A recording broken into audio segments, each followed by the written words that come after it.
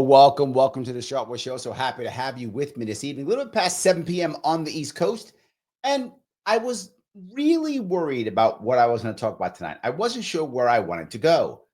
And part of me was thinking, well, I could jump on what's the news of the day. I could move around, or I could just, decide to do an AMA. But I thought the thing that always bugs me, that I'm always yapping about, that I'm always upset and bothered about is judges. That's kind of my thing, isn't it? Yes, I've been burned by so many judges that I'm always yapping about judges. So I thought to myself, Trump is doing so much stuff, right? And I complain all the time. He keeps doing stuff, so I got to keep talking about him, even when I don't want to talk about him.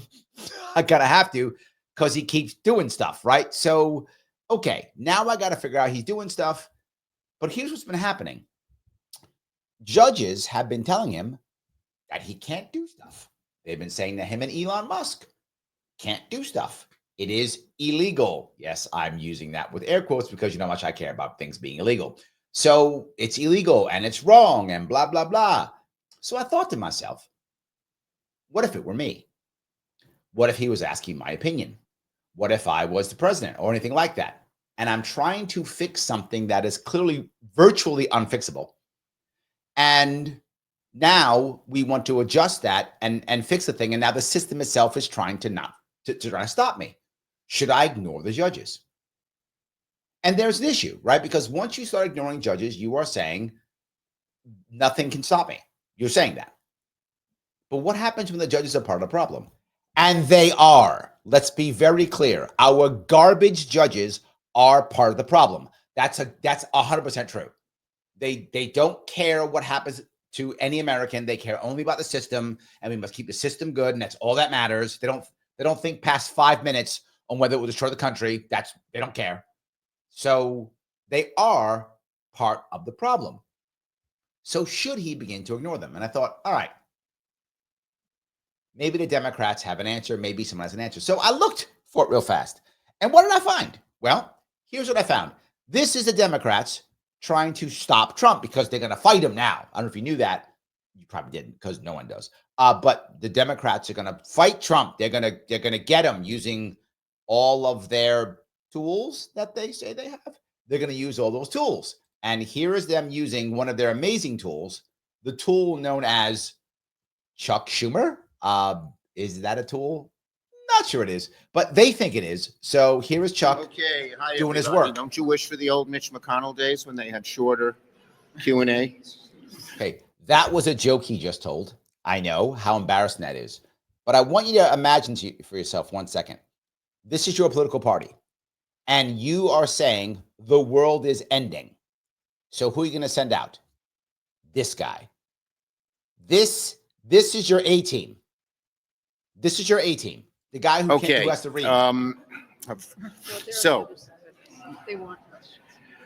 Yeah, they like questions. So in his first 3 weeks in office, Donald Trump has waged a scorched earth. He's literally got his head down just reading it. This is what Democrats consider charisma. I'm not joking. He's got his head down and he's reading. Now, what if it's me and I run a Democratic Party and I know this guy, Chuck Schumer's it? The first thing I tell him is, Chuck, you're not going out there. You're not going out there. Get anybody with any charisma out there. You're not going out, period. And he go, I'm the senator. I'm top of the law. I am going to go online and roast your stupid old ass if you go out there. You're not destroying my party. That's what I will be telling him. Do they do that? No. Why not? Why wouldn't they throw out someone with more charisma out there? Why isn't AOC out there? She got more charisma than him. Why isn't anybody out there? Bernie has more charisma than him. Throw Bernie out there. Elizabeth Warren has more charisma than him. Throw anybody out there. I don't care who. Throw someone else out there. Why? Because the establishment and seniority is all they care about. And this proves it. This proves it. He keeps going out. Why? Because he is the minority leader. That's the reason. It doesn't matter if he's good at what he does. He's utterly horrible. Campaign against the rule of law. Yesterday, at least 5 rulings were handed down in federal court against the president's brazen conduct in office. So his response is not that what the president is doing is wrong or bad for America, which is what, if he believed that he should be saying, right? He should be saying Trump is bad because of the way it's going to hurt Americans. Doesn't say that. Or here is what Democrats say is what we should be doing. No, he just goes, it's illegal. Including his attempts to freeze trillions of dollars in federal funding at OMB, and his heartless decision to cut billions in medical research through NIH, cutting in. He doesn't even know how to read that. This is embarrassing. And the Democrats thought this was a good idea. This party's broken. This party's in trouble. Included in his lawful attempts to hollow out the government as well. Listen. Now, hollow out the government, cut funding. That's what he's talking about. These are temporary and a mere step in a long process that must play out. But so far, the courts, the overwhelming majority of courts, have put a hold on Donald Trump's illegal actions. And of course, then we'll go forward and see the debate on the merits. None of this is exciting. No Democrats are excited about this. None of you knew this happened, right? This is the first time all of you have seen this. Why? Because nobody cares. It's on PBS NewsHour. Yes, I'm sorry. I look for these things. I know. It's kind of what I do. So yes, I actually look for this. This is the part that's embarrassing. But we're optimistic about those winning those as well, because the law is so much on our side. And that's what matters. He only cares that the law is on his side. Where is the it's bad for Americans? He's not saying that. The trend is clear. Tell me. Donald Trump cannot bulldoze his way through the rule of law. Now, he says the trend is clear. Donald Trump cannot bulldoze his way through the rule of law. Looks like you're wrong. Looks like he actually can. And I'm going to cover that in a second. That's what the courts in America are saying. Yeah, but no one's paying attention. Donald Trump isn't allowed to break the law to achieve those goals. Okay, he's already a felon. You've made sure of that. You've already impeached him twice. You've made sure of that. The country knows he breaks the law, and the country voted for him as president, knowing that he broke the law, knowing that he was president before, and they still did. I got a feeling you're on the wrong side of this one. That's not how America works. Kind of how it does. My Republican colleagues should not sit idly by while he does it.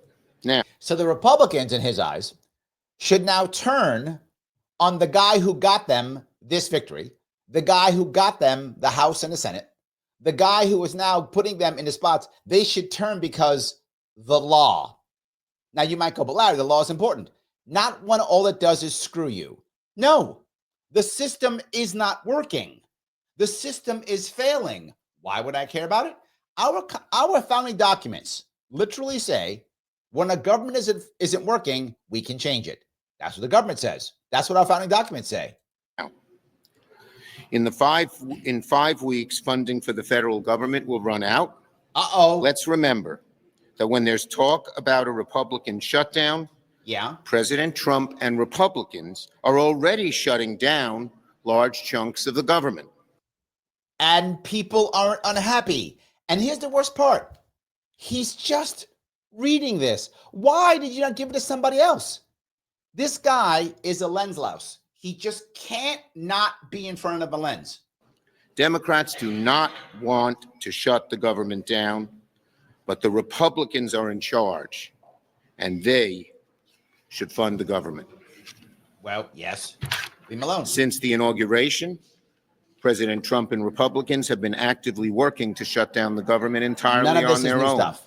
All right. I don't have to go any further. None of this is anything new, right? It's the same garbage that they've been talking about forever. None of it's new. I'll zip ahead a little bit because he just now begins to say bad things about your country. Trump is bad because it is. Believe that our national security should be paramount for the head of national security agencies.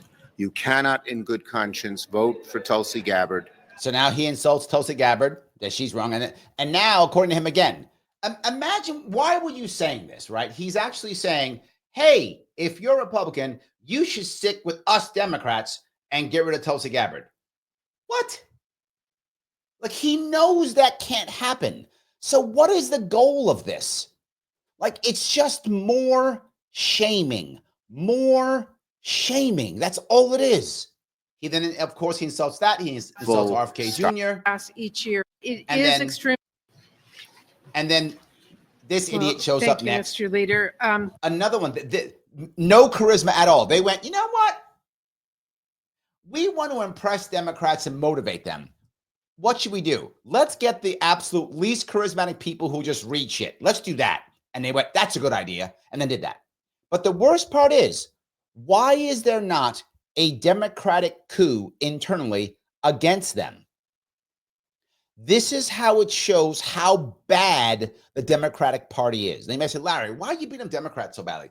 You don't use just hammer Democrats. I'm going to be very forward with you on this one. And this may seem odd. All right. The Democratic Party is clearly broken. How do I know that? This doesn't work, hasn't worked, is utterly broken, and no one's stopping it. When the Republicans were screwing around, there was an undercurrent that pushed back. The Republican Party, at least you can push back. Something. You can push back. It exists. Democrats, there's no pushback. You will do as we say, period. We have learned nothing. We are in charge. Go to hell. That's who they are now. And they wonder why so many Democrats have left the party. Why so many have just left the party. This part drives me nuts. It's not a real party. It's an authoritarian something or other. And again, I'm old enough to remember when the Democratic Party wasn't this way. It wasn't always this way. It is clearly this way.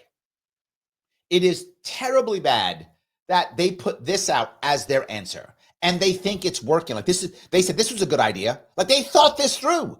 They wrote it out. Like this is a press conference they put out. They wrote it out. They decided who was going to be there. This was like planned. And this is what you get. That's embarrassing. We have a funding deadline fast approaching, and we need a top line very soon to be able to write and pass our bills. I remain at the table with my Democratic counterpart in the House to get a result so we can move forward. But it is extremely difficult to land an agreement on top lines, much less our annual bills, when you have a president and an unelected billionaire ignoring the very agreements we. All they say is unelected billionaire, unelected, not valuable. They think that matters. All right. So they've attacked Elon Musk, Tulsi Gabbard, all those people, right? So obviously it looks bad for Republicans, right? They're in trouble, right? They're not at all. And Democrats haven't gotten this. This is coming from Bloomberg, and this is today, about 4 hours ago. This is 4 hours ago from Bloomberg. 4 hours ago from Bloomberg. So they had already said their stupid stuff. They'd already been shamed. They've already done all the shaming and everything. And here is what they believe. He's in a really good place. And he's in a better place than he was in 2017. And so if you take the average of the polling, not just Ipsos, but all of us, it's around 48, 49% approval. I want you to hear what he just said. If you take the average of all the polling done, this is Bloomberg, 4 hours ago, he says he's around 48, 49% approval rating. That's insane. That's insane. If this was 20 years ago and Trump is doing this, he's at like 15%. If he had won, he couldn't have won 20 years ago, but in theory, if he had won 20 years ago and he was doing this, he would be at like 15% approval rate. People would be going crazy. They're okay with it now. He's at 48%. And according to Chuck Schumer, which you just saw, that's from today, he is illegal and the judges are telling him that he's wrong and he's the worst guy in the world. Yet half America says, all good. Keep going. All good. Yeah, I'm starting to think that maybe he should start ignoring some judges. But here we go. Rating. That's really strong in a hyper-polarized world. That's the world key. Like that we live in. Hyper-polarized.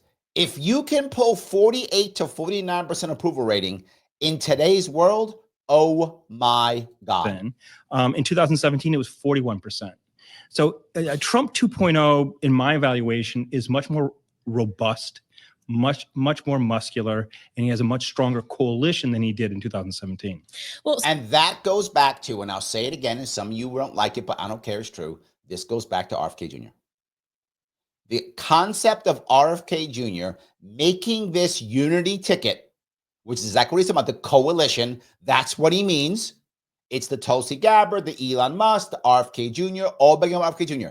Trump can't do what he's doing now the same way without RFK and the rest jumping on board. He cannot. This unity ticket is what made him able to do what he's doing. It's because of that. so when we take a good starting position, I guess, just how difficult historically has a good start been to hold on to? I think we all remember early on in President Biden's term, approval pretty good. Post-Afghanistan withdrawal, it precipitously dropped, and it really never recovered after that. That's true, right? To be forward, Biden started pretty good too. He did. Not as good as this, but he started pretty good too. That's true. He did. And then off a cliff, right? That's true. He did start good. I'll give him that. What does history suggest about patterns here? Yeah, time is not your friend when you're a president, and we're looking at your approval ratings. But basically, he's in his honeymoon period. This is the period when Americans writ large will give him the benefit of the doubt, give the president the benefit of the doubt. What we know is the following. Presidents typically have about 6 months before approval ratings begin to decline more precipitously. On average, a decline is between 5 and 7 points. So they say he's got 6 months, but I'm telling you what he's doing. And I told you this before, and I mean this. He's trying to give as much red meat as he can because he wants to go more than a year. He wants it to go up more than a year. That's what he wants, because he knows the odds are things are going to go south coming up here soon economically. He wants to push through it, and he wants people to be able to believe in him for the next year. That's what he's trying to achieve. Can he make it happen? I don't know. But it's clear that's what he's trying to do. And we will see, obviously, because, he might buck the trend. But really, he has those 6 months to get things done and get his agenda pushed through.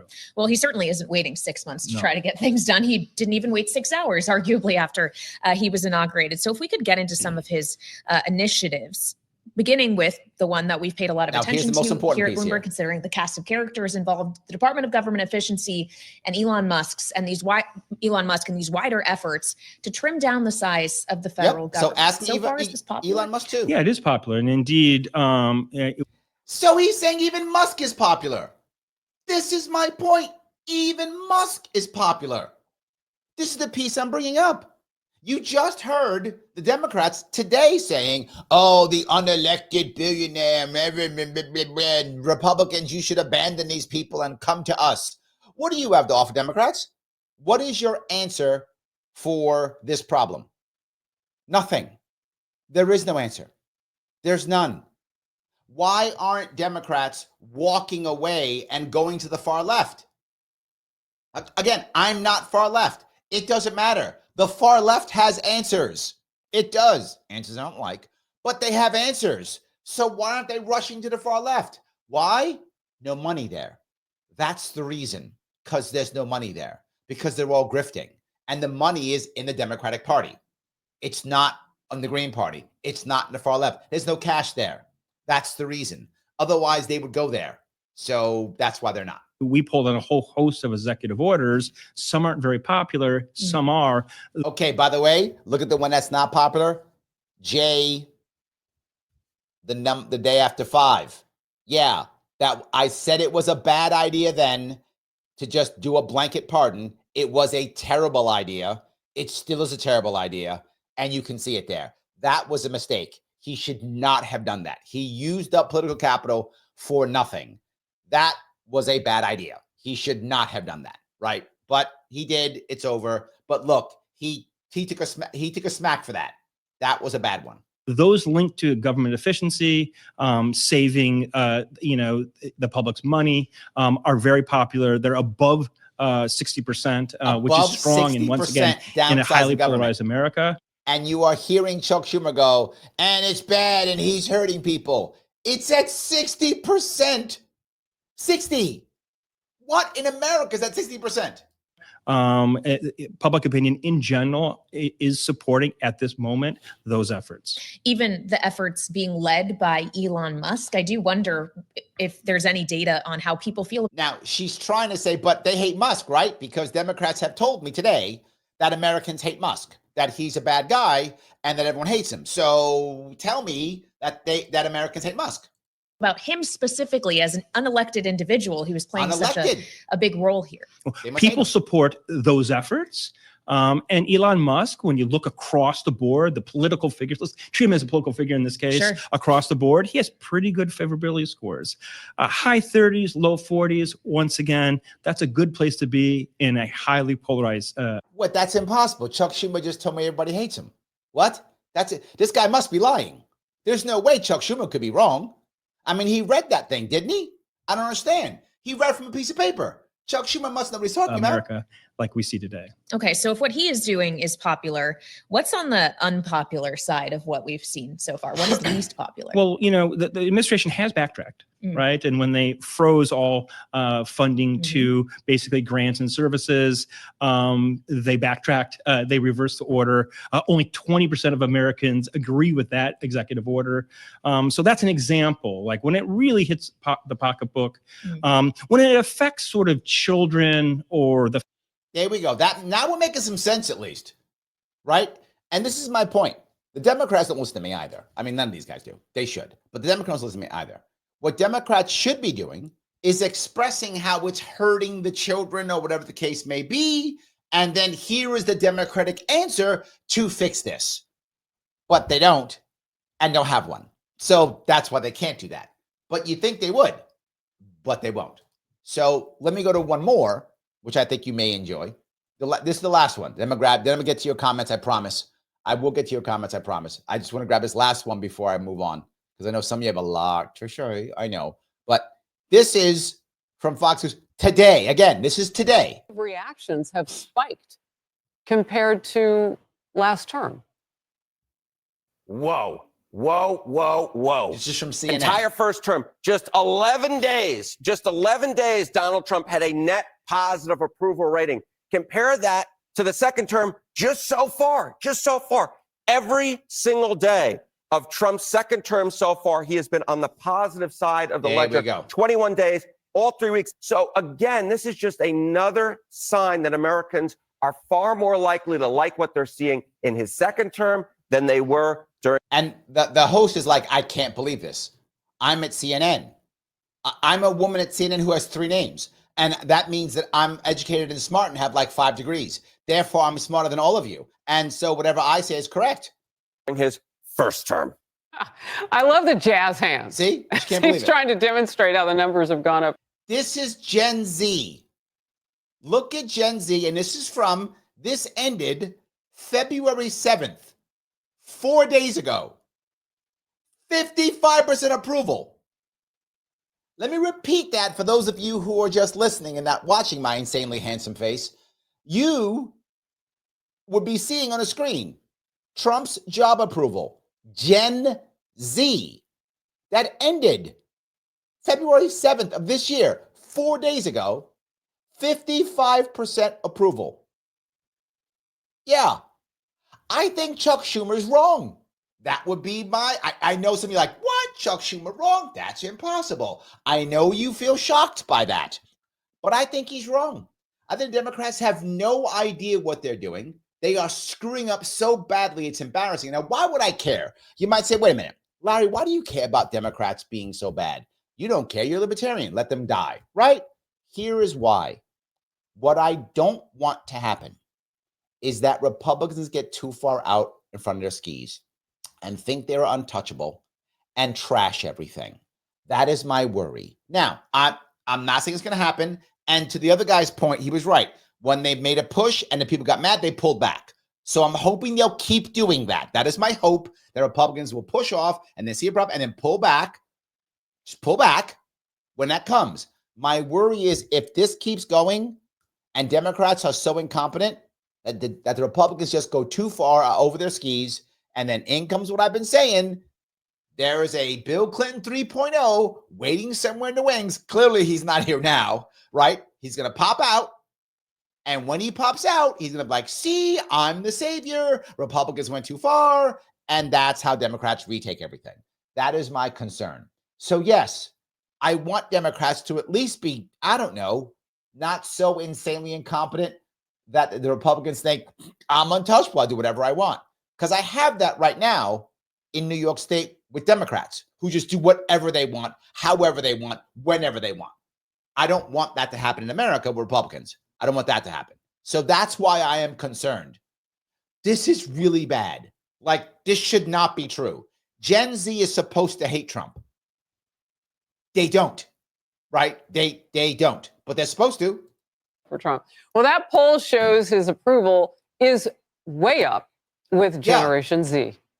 The Zoomer voters, as they're called, those young votes traditionally break for Democrats.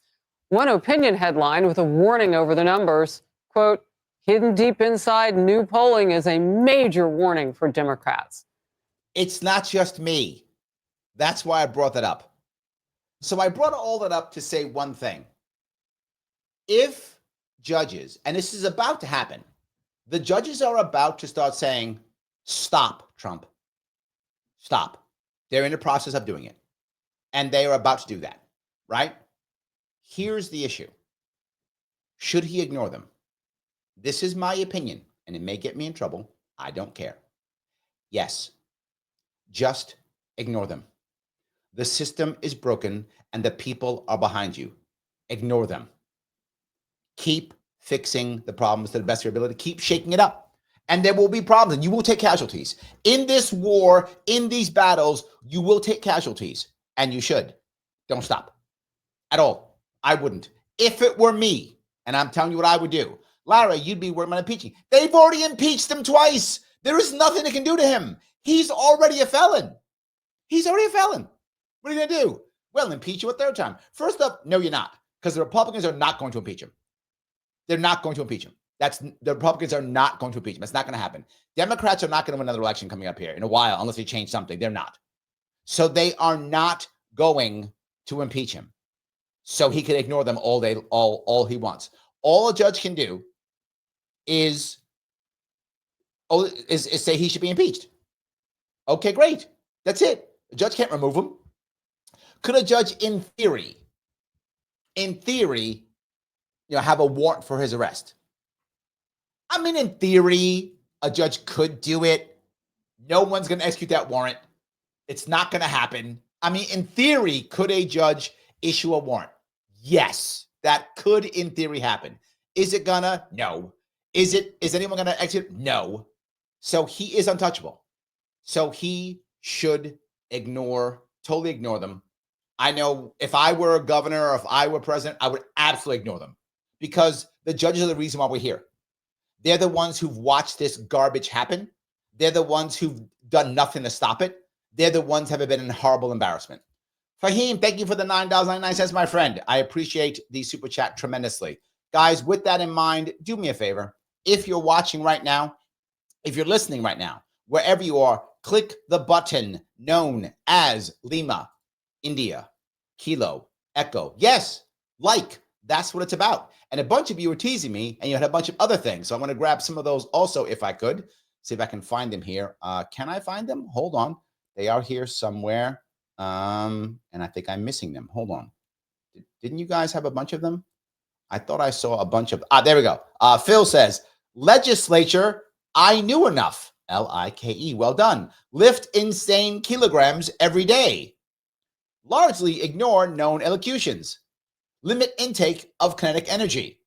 Liberty isn't known everywhere. Look at that. And then, of course, Phil, doing so well, had to screw it all up and go, Larry isn't keto anymore. Okay, you were doing so well, Phil, then you screwed that one up. That's fine. I like that. John says, laughable idiots keep entertaining. They do. We just watched that. Thank you very much for that one. So, yes, we have tons of these. Thank you so much. But all the same thing, no. Please. Okay. You can caress it nicely if you want to. You can punch it hard if you want to. Do whatever you want. Please go out of your way. It does matter. Every little bit counts. It is important. If you have not shared this or reposted it, why do you hate me so much? Why do you hate the children? That's what I'm going to say. If you don't share this or repost this into, I don't know, into Facebook or on YouTube or I don't care, LinkedIn. I don't care. If you don't do that, you hate the children. That's what it is. Subscribe if you have not. Follow me to the best of your ability on Facebook, X, and Rumble. All the follows count. I do love the super chats. You just saw Fame do it. Thank you, Fame, for that. Appreciate it. Also, membership, $4.99 per month. Click that subscribe button during the live, or you can do it on YouTube. Just click that join button on YouTube. That's easy. Both of them are good. Either of those will work. Please make that happen. So my answer to my question, should Trump and Elon ignore judges? Not Elon. Elon can't ignore judges. That's a bad idea. Trump must protect him. Trump must just give him a blanket pardon like everyone else does. Trump must protect him. Trump can ignore. Elon cannot. Elon can get arrested. Trump can't. So Trump must protect Elon, and then they must ignore it. That's the issue. We have to keep pushing this forward. And right now, you can see the people are with change. A lot of these people don't actually like Trump. I'll be very forward. I know a lot of them. You guys know people. Some of you are those same people. You don't actually like Trump. I know a lot of people don't actually like Trump. But this is working. So they're like, you know what? I don't like him. But I'm going to shut up. And I'm going to let him do his thing. Because without it, we got nothing. We have status quo, which is creating nothing but pain for Americans. So, you know what? I'm going to keep my mouth shut, except when he does crazy stuff like want to take over Gaza and crazy stuff like that, or shut all the payments down. Then I'm going to get pissed off and I'm going to yell. And if he responds to it, I'll go back to shutting up again. And that's what you're seeing happen. And that pollster said so too, right? When he wanted to shut everything down, we got mad. What? And he went, okay, I was kidding. Jokes. I got jokes. That was Trump. I got jokes. It's fun. We can laugh, can't we? And that was it. Backed off. Never heard about that again. And if he does that, we're going to be quiet. I'm like, oh, okay. And again, a lot of people don't like Trump. I'm just being very forward. And some of you guys who love Trump don't like to hear that. But it's just true. And they voted for him, not because they like Trump. They voted for him because they either thought, well, I just can't stand Harris, or I don't care. I want to burn it all down. I want to change everything. I don't care. I'll take it. I don't like him, but I know he'll do stuff. So fine, I'll take it. Well, they voted for him because Tulsi, RFK Jr., Elon, and they went, I don't like Trump, but I like those guys. So I'll take it. This unity anti-establishment thing was brilliant. And I don't know if it was Trump's idea or whether it was Junior's idea or J.D. Vance's idea. I don't know whose idea it was. I'm not close enough to the campaign to know that at all. I don't know whose idea it was. But whoever's idea it was, brilliant. And I'm sure they'll write a book about it later. We'll know whose idea it was. Whoever's idea it was, I mean, absolutely brilliant. So, yeah, good for them for sure. Absolutely good for them. All right. Let me grab, if I could. This is Lunatic. How are you, my friend? Back in action, I can see. Thank you for the 499. The systems of oppressions had never been sources of security or liberty. Hold on, though. Yes, but. There's a but here. They have very often been portrayed as such, right? You are correct. They are not. But they have very often been portrayed as such. That's the issue, right? So that people believe that if they're oppressed, they will get more freedom. Or if they're oppressed, they will get more security. So just to be clear, yes, but. The individual only secures security. Die not oppressed. Be a man, woman. As this is a norm between you and I, Lunatic. I agree with you in concept. You're asking a lot of the average American who has been told, and I'll go with my city in New York City, who's been told you don't have a right to defend yourself. And I wish I was making that up. In my city, you're told you do not have a right to defend yourself. If you defend yourself in New York City, you go to jail. You can't defend your property. If you do, you go to jail.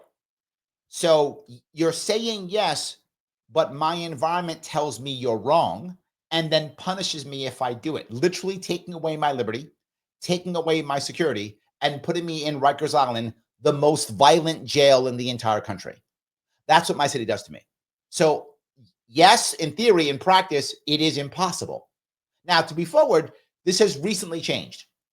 The Daniel Penny case has made changes. And now all of a sudden, we're changing how we think about that, which I'm actually happy about. This is a good change. Again, I did not want Daniel Penny to kill that guy, Jordan Neely. I did not want Jordan Neely to die. I did not. And I said, Jordan Neely did not deserve to die, and Daniel Penny did not deserve to go to jail. So it sucks that Neely's dead. He should not be dead. But what Daniel Penny did was not wrong.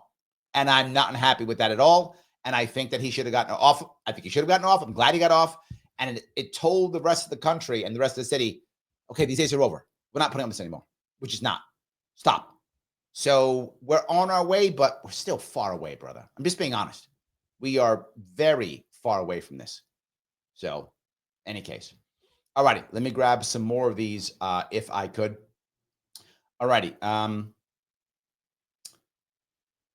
Excuse me. Matt says he's totally a tool and not like a device to do something. And I think you mean Schumer. Schumer is. That's accurate. Schumer is a tool. Schumer is the perfect example of everything that's wrong with the Democratic Party. The perfect example of everything that's wrong with the Democratic Party. He is out of touch, taking charge because he's senior, not because he's good at what he does. Focuses only on what is the establishment says is correct, never changes, focuses on shaming and shaming and shaming no matter what. So, yes. Nate, this is totally off topic, but that's okay, Nate. Larry, I'm sorry I missed yesterday's episode on the Fed while live. Wanted to say Thomas Jefferson had 20-year charter on the bank. Could do a 20-year dial down while legalizing competing metal-backed currency. Agreed. That would be a plan I would like. It used to be, for those who don't know, before we had a central bank, which is the Fed, the government would have, to Nate's point, some type of agreement with a regular bank to say you will be America's bank for X years. It could be 20 years. If I'm not mistaken, I think a couple presidents 7 years. I think a couple did 7 years. But you could make whatever deal. Nate's correct. Could be 20-year, could be 7 years, whatever is the right amount. The point is, we do have to have a plan. I think this plan is a perfectly good plan. I don't think we need 20 years, to tell you the truth. I think we could do less. I think we could probably do 7. I think it's something that we could do. But if they want to go 20, I'll take 20. I'm not going to fight. I'll take 20, right? Whatever. If they think 20 is the answer, okay. But that kind of deal could actually work. I think you're totally correct. We could create that kind of deal easily. Pete, there he is. 36 trillion, 217 billion, 244 million, $743,854.40. And as we're speaking, it got higher. So, yes, 100% true. 100% true. So this piece, this is why so many Americans are starting to get it. They're getting it, right? Like, we don't care. We need change. Jan over on X says, why is Mark Warner standing there? He's charismatic too. He's more charismatic than Chuck Schumer. Throw him in there, right? Throw him in there. Matt goes on to say, like he hasn't even read the damn thing at all in prep. This is my point, Matt. This is my exact point. If it's me and I'm running the party, I'm either going to have someone else write something or someone say something, or at least memorize your speech. That's just sloppy. That's just disrespect to your audience. It's just disrespect to your audience. You might go, well, Larry, can't do everything live. I do, and I'm not a senator. And you see me do all my stuff live. Somehow I can sit here for an hour and a half to 2 hours almost every night and chat with you guys about how I feel, what's happening, what's going on live with no notes. Somehow I can do it. But a senator who gets all day to prep, who has tons of people around him to prep for him, to write stuff for him, he can't. That's too much for him. That's too much for him to do. He can't figure that one out. That's the problem. Or look, if he can't do it, I get it. Say you're the tough guy, show up and intro somebody. This is the idea of charisma, the ability to share the screen with somebody else. So intro, say, hi, I'm Chuck Schumer, super cool guy, because I'm cool guy, because I'm old. Okay, great. I got it. You're old, you're cool, whatever. Fine. Okay. And here is charismatic person who will say something that will make you all think they're cool. Do that. It's fine. It's fine. You're still a top dog. You still make all the money. It's totally fine. And you show up first, or you let the charismatic person start, and then you at the end come in and read some stupid thing and act like you're important. Whatever. There's many ways of him still petting himself, right? There's many ways of him petting himself and still being able to get some charisma going. But they don't change anything at all. They don't. They've learned nothing. They don't stop. Yeah. Andrea, thank you for being a member. Appreciate it. Andrea says, shut it all down. I'm not fighting you, Andrea. I'm just not. Ryan, thank you for $2 in the super chat. Appreciate it. Ron Paul for Fed chairman. That would be amazing as long as it was symbolic, right? If I'd want to follow what Nate's talking about. Like if you put him in charge so he could symbolically shut it down in 7 years, yes. But to be forward, I think he's 88, 89 now. He's in his late 80s now. I mean, look, Ron Paul is Libertarian Jesus. I love Ron Paul. I've been lucky enough to open for him more than once. I have introed Ron Paul in events more than once. I've been very lucky and blessed to do that. I have many pictures with him. I'm happy. Love the man. He's great. He's also 89. Can we leave him alone? Symbolically, give it to him. 100%. He deserves it. He should get it. But let the man chill. I'm just saying. Unless he wants it. Like if he wants to get back in action and he's ready to go, okay. Like I'm not fighting him. Just there's a respect level, Ryan, that I have that I think if I was 89, I'd be like, can I like have something symbolic, but I don't really want to start working all over again. Like, I'm good. That's what I think I'd be saying. But maybe I'm wrong. Maybe I'm wrong. I mean, 89 is, just saying. Anyway, there we go. All right. So let me keep going down if I could. And Pete's with you. Shut it down. He's with us. Shut it down. Absolutely. Andrew goes on to say, this is backfiring. Tulsi got more GOP support today. I told you, I think all three of the controversial ones are getting, I think they're all getting confirmed. There's a chance that one of them may not. Maybe. But that's on the off chance. I think all three are going to get it, right? The Democrats have no tools. They have done nothing. They have failed so horribly because, Andrea, I know you're going to think I'm crazy when I say this, but they honestly believed that they could shame their way out of it. I'm not joking. They honestly believed they could shame their way out of it. How do I know that? They have no other plan. That's how I know that. This is their plan. They are executing their plan. Right? When I joked before and I said, the plan for these states is Uncle Joe writes them a check. Some of you said, no. That was the plan. And it was being executed perfectly. That was the plan. Stuff will go to hell and Uncle Joe writes us a check. Money printed go burr. That's the plan. Well, here's the plan now. Shame. We'll just keep calling Trump bad names. We'll just keep doing that and talk about things that are illegal and against the law and unelected. And we'll say stuff that the establishment, because everyone loves the establishment, right? That's literally their plan, Andrea. So, yes, it is backfiring. They're actually executing their plan. It's an embarrassing bad plan, but they're executing it. Matt goes on to ask, thank you again, Matt, for being a member. Larry, speaking of Tulsi and RFK, what is up with the hearings? Do you got any info on that? Yes, they are going to go to, and it looks like all three of them are going to be confirmed. It is looking like they're all going to be confirmed. That's where it is right now. We should know no later than Monday. I mean, I think by the end of this week, but no later than Monday. So, yes. So, Mike Voss is walking his dog, but he's with us. See, I had to talk because Mike probably couldn't watch because he's probably watching his dog poop somewhere. So, I had to explain things. So, there we go. Glad you're with me, Mike. Glad you're with me as always. So, yes. All righty. He goes on to say, I thought you noticed Dems were broke when Stephen A. Smith said he's considering running in a Democratic primary.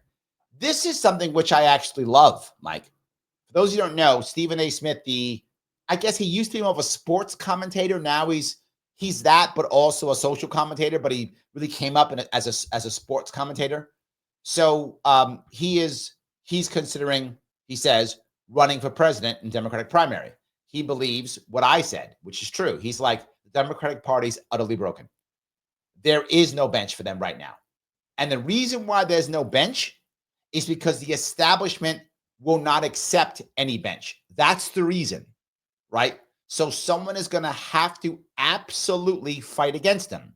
A guy like Stephen A. Smith does not care about the establishment at all. He will be the Trump-esque personality of the left, right? He would be that kind of person to just go in and just talk trash and act like. The problem is he's a Democrat, but he's not very far left. If like his politics. His politics are very, I don't know, what's the word I would look for? They're very establishment. I mean, he's very establishment. He would care a lot about bipartisanship and stuff like that. So in theory, he could be, in theory, the Bill Clinton 3.0. In theory, I don't know if he has the ability to talk policy well enough, right? That's the issue. If you want to be a Bill Clinton or you want to be a Barack Obama, you have to have charisma. Now, he does have that. I don't know if you guys know who Stephen A. Smith is. He does have charisma. That's for sure. That he's got. But you can't only have charisma. You must also be a policy wonk. That is how Democrats get their Bill Clinton / their Barack Obama. Both of those guys were lawyers and they were policy wonks. Both of them. Again, you may disagree with their policies, but they knew the policies. They were policy wonks. I don't think Stephen A. Smith is that. If he is, that might change things. But yeah, that's how bad the Democrats are broken. Anybody within the party who wants to run, and ask, Dean Phillips, Marianne Williamson, right? Both of them far more charismatic than Joe Biden, far more charismatic than Harris, far more charismatic than those two. They were immediately shut down. So was RFK Jr. to the point where he left the party. So unless you don't care at all, you're going to be shut down by the Democratic establishment. They're just not going to let you. They're going to say no. And it's no because we said no. That's why. So, yes. Lunatic says, Ron Paul is no Ross Perot. Just saying. I don't think he's trying to be. But yes, I don't think he's trying to be. You mean for fixing things? Yeah, I think you're right. Ron Paul is much more he's much more ideological. That's true. Ross Perot is much more hands-on. I think that's accurate, which is the reason why I would love for Ron Paul to get this ceremonially, but have someone, to Nate's point, who would know how to make that 7-year plan or 20-year plan, whatever the appropriate plan is. I think it could be 7-year plan, but I will take Nate's 20, whatever, who could actually execute that plan and get us out of this. So, yes. Alrighty. Juan, thank you for the $5. A genie granted you one wish from two choices. Be chair of the Fed or governor of New York. Which would you choose?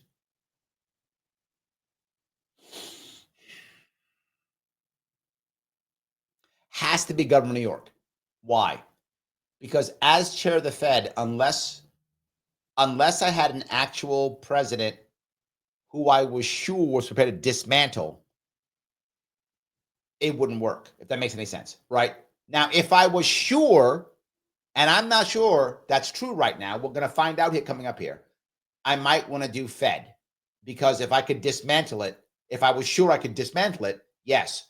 But doing it just to try to make it better and maybe not make the money printer burr as much, not worth it.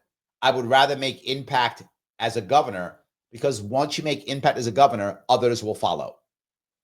So making impact, if I was governor of New York and I made the impact that I wanted to make one, other states would follow in a heartbeat. They wouldn't think twice, because I'd also be ignoring judges, which governors should do. They should ignore most of the judges. Most judges in the states are garbage. So you should be ignoring judges, getting stuff done, fixing problems. You should be ignoring federal funds, giving them all back, saying, I don't want them, and then saying, I'm not paying your taxes anymore. Literally suing the government, saying, I'm not paying your federal tax anymore because I don't want them. So I don't want them, so I'm not paying them.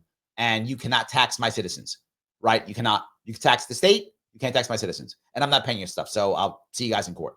That's what I'd be doing, things like that, those types of attacks that other governors would begin to follow, which would then begin to change the entire country.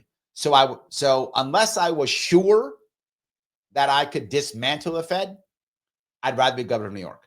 Plus, I know how I could fix New York. To be forward with you, could I figure out how to dismantle the Fed? Of course I could figure it out, but I actually don't know how to do it. I'm just being forward with you, Juan. I don't know how to do it. Could I figure it out? Yes, I could. But there's probably people who know exactly how to tear this thing to pieces and do it better and faster than I could do it, right? I mean, look at someone like, I'm just top of my head, Justin Amash probably could do it, right? He knows how this works. He could probably do it, right? Thomas Massey could probably do it. So if I could get both of them, maybe I become governor of New York, become so popular that I could later run for president and then put Thomas Massey or Justin Amash as the chair. That's it. See, I had to talk this thing out with you. Thank you, Juan. I'm talking this out with you. I would take governor of New York, do a bang up job to change the country, governor of New York, then wait like 4 years, whatever's right amount, 8 years, whatever, run for president, win the presidency. Then you'd have a president who wants to get rid of the Fed, then bring on Justin Amash or someone like him to take care of the Fed, knowing that we would end it. And we would pick up Nate's plan, 7 to 20 years, whatever the amount. And again, someone like Justin Amash would know what the number is, right? I don't know what that number is. Whatever that number is, we would do that. That would be the plan. And we'd fix it. So I'm going to cheat and get both through governor of New York first. How about that? Took me a couple of seconds to walk through that one. But that is your answer. First, governor of New York, making the changes that would start to cross the entire country, attacking and showing the value of states and localism so that I could then move into the presidency, so I could then support other governors who would want to follow the same things that I did in New York State. I would defend them completely, making more and more states like that, getting back to localism, getting back to freedom, and then appointing someone to destroy the Fed. That's the wrong word. To phase out the Fed. How about that? That feels better, right? That feels warm and fuzzy. I feel the love. You feel the love, Juan? Me too. I feel the love. We're going to phase out the Fed. That sounds so good. We'll do that. And then once it's done, we'll yell, end the Fed. There we go. We'll do that. And that will make Nate happy too, because he gets his plan. Maybe we'll bring him on like as I don't know, deputy secretary of the Fed or whatever. Is there such a thing? We'll make up a thing and he'll be that thing. So he can be part of it too. And we'll make honorary chair. We'll make that a thing. And we'll make Ron Paul that. He'll be the honorary chair. So there we go. We've solved all the problems of the world, Ron, me and you. Nicely done. All righty. There we go. Lunatic, thank you for the 499. Larry, really look at Trump now versus Ross Perot. Really compare the two. Use that Trump is Ross Perot 2.0 in action, not in philosophy. I think there are valid comparisons. Yes, Ross Perot was, for his time, the billionaire of the day. You're right. And he did run. He did lose. He ran twice, but he lost both times. He did want to do this. You're right. He also thought NAFTA was a terrible idea. He was the one who said, if we do NAFTA, you're going to hear a giant sucking sound. That's what the jobs in Mexico. He was kind of right on that. Yes, true. You know what? I'll buy it. I'll buy it. I don't think Trump round one was Ross Perot 2.0, but I think your point's a valid one. Now, okay, I'll buy it. He's Ross Perot 2.0. But the problem is, I mean, yes, but I got to give you a but on this one again, because Perot actually didn't have any plans. He really didn't, to be forward. He really didn't have any plans. He was more like, we're just going to figure stuff out. Trump actually has some plans, so that's better. And Ross Perot did not have a unity ticket. He was the one-man band. If you remember that, he was a one-man band. He did not have like, we're going to bring it all to he didn't have that. He was a one-man band. Trump really did put a team together. Or again, I don't know if it was Trump who did it, right? The advantage of someone like a Trump, and the disadvantage to him obviously also, but the advantage of someone like a Trump is that he is such a strong personality that people can get around him, right? He's easy for people to kind of get around him because his personality is so strong. And it's difficult to find people with those types of strong personalities that people just want to get behind. He's one of them. So did he think of the unity ticket, or does someone else go, we could use Trump for this? Like, we could use him. Like, people get behind him. If Trump says it, I mean, they'll get behind him. We could do this, right? Who else could bring an RFK Jr.? Trump could. Now, did someone do that? Maybe. And then good, kudos to them. It was the right move, regardless if we thought of it. I don't want to, worry about who got the, that thing, but yes. So any case, so yes, similar. Some differences though. Lumsik goes on to say for $2, I thought Lars was an extra Ross Pro. I was hoping he would have been. Absolutely. So I'm not going to get triggered.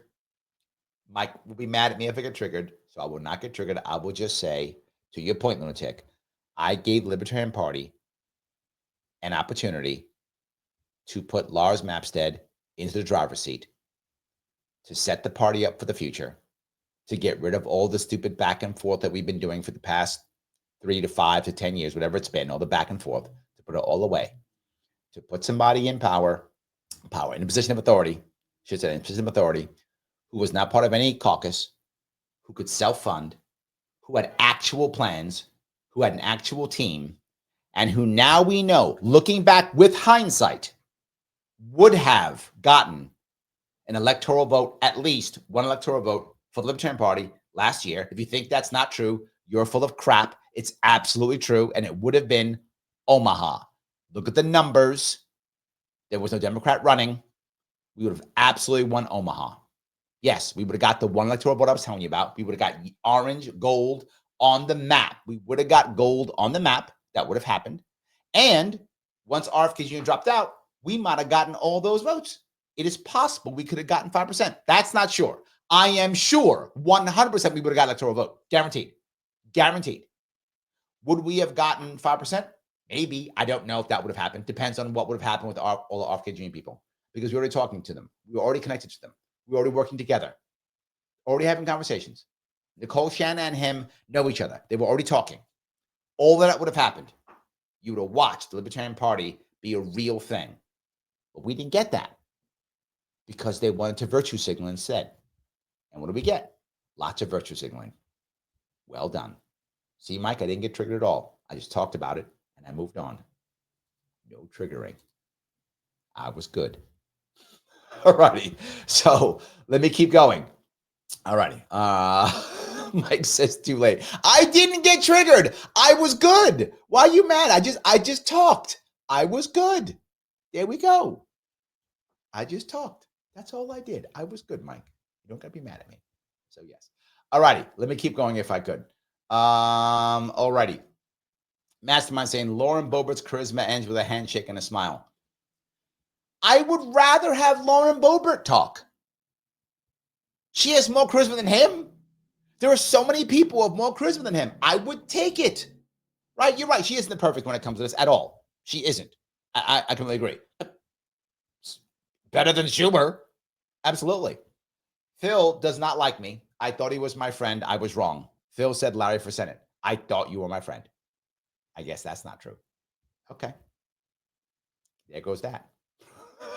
There goes that. Phil, thank you. Ryan, thank you for the $10. Perot was leading in 1992 when he dropped out for 2 months. I remember that. He was like, someone was coming after his family or something. Is that right? He was strong with economic conservatives. He was the reason that two parties have come together and keeping only duopoly in debates. That's true. A lot of you don't know that. Ross Perot was both great and terrible for independent parties. He was great in that people thought, oh my God, independents could possibly win. Look at this. One of the reasons why Jesse Ventura became governor of Minnesota. Not the only, but one of the reasons why, right? Reform Party kind of started a Reform Party a little bit. Did some of it, didn't really work as well. But yeah, but the second thing is the Democrats, Republicans said, okay, we can't have this anymore. We're going to end this. And they literally made sure everything wasn't going to work. They made all the rules because of Ross Perot. You're right. That's when ballot access became impossible. All that because of Ross Perot. Correct. Yes. So I'm looking over at Instagram, and Jay says, "Can you run for president again?" I never did. So I never did run for president. So I cannot do it again. Could I do it? I could do it at one point. Yes, I'm open to the idea of it at one point, but no, I've never run for president. I have run for the vice presidential slot multiple times. First time was with Gary Johnson in 2016. And the Libertarian Party said, no, we'd rather have Bill Weld instead, because that would be a bad idea. What could go wrong? They didn't listen to me. They did not. I then ran again in 2020, and I said, give me Judge Jim Gray. Judge Jim Gray has a plan, which was the plan we talked about, the same one that Lars had in 2024. Judge Jim Gray agreed to in 2020. I told the Libertarian Party this. Judge Jim Gray has a plan to actually get some electoral votes, to actually get 5%. He's got money. He's got a plan. He's got a name. He's retired. He can be a full-time candidate. I will be on board. I'm his VP. We'll be a full-time candidate. We'll make this work. And they went, no, we want to go with Joe Jorgensen, who was a part-time candidate and didn't get 5% and didn't hardly raise any money and did the same thing that we always do. So that's when I ran for VP again. And people didn't understand this.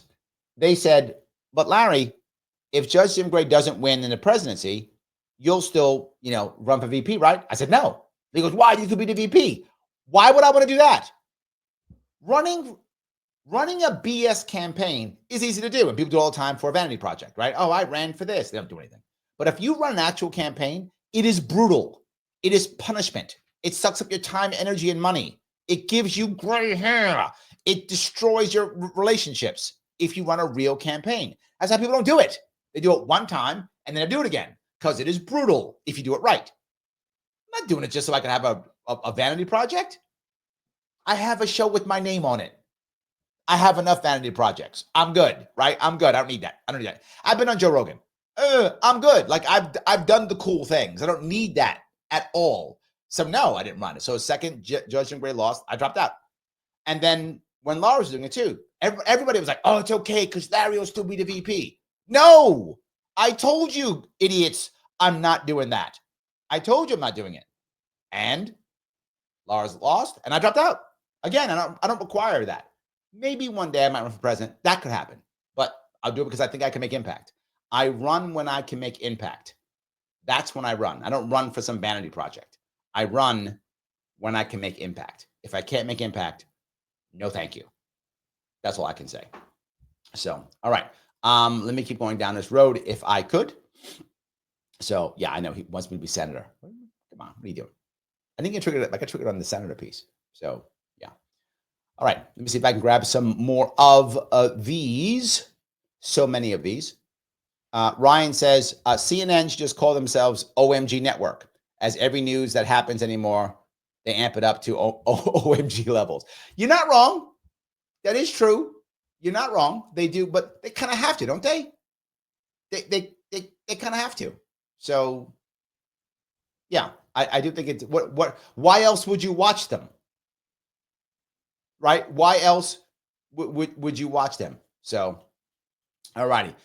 Search and destroy. You asked a specific question here. Can Trump ignore the judges legally? Okay.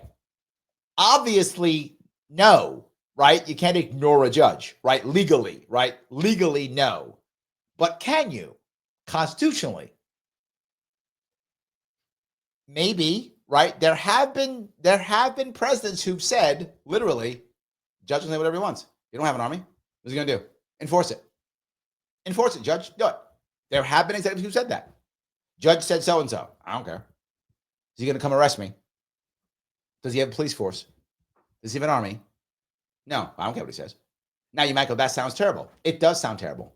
And you shouldn't ignore judges, except when the system is garbage and it just destroys everybody and nobody cares anymore and the judges are part of the problem. Then yeah, you should, right? Then yeah, you should when that happens. So who's going to stop him? And I know he's asking, he asked later, a constitutional scholar. What do I care? What's a constitutional scholar going to say? He can't. He has to keep the law, whatever. It doesn't matter. It's just some shit people say. It's another thing people just say. Remember, at the end of the day, and this sounds horrible, but at the end of the day, might makes right. That's how it works in reality. And I tell you this all the time. This is the mob. This is the mafia. And you're seeing it now. I've been saying this for years. And I didn't know that myself. Like, I didn't get it until I ran. When I ran for office,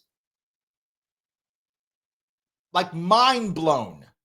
I had no idea what a mob this was. I had no idea this was the mafia. I thought things like the Constitution and stuff like that mattered. No. No. You think we'd have these laws we have? The Constitution mattered? No.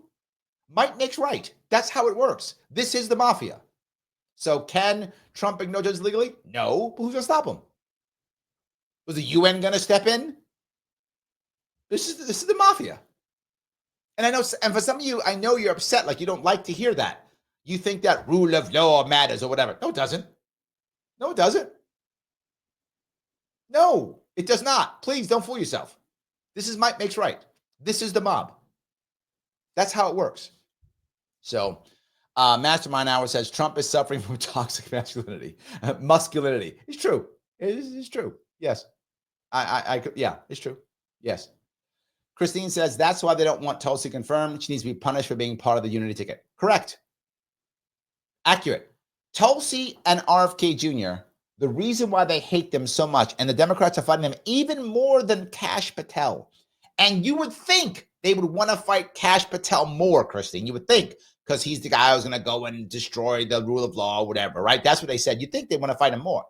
No, because Kash Patel's not a traitor. He's an actual Republican. He's an actual righty. That's who he is, and they're fine with it. Whatever. He's one of them guys. They don't like him, but he's one of them. Tulsi, in their eyes, is a traitor. Right? That's the issue. Tulsi, in their eyes, is a traitor.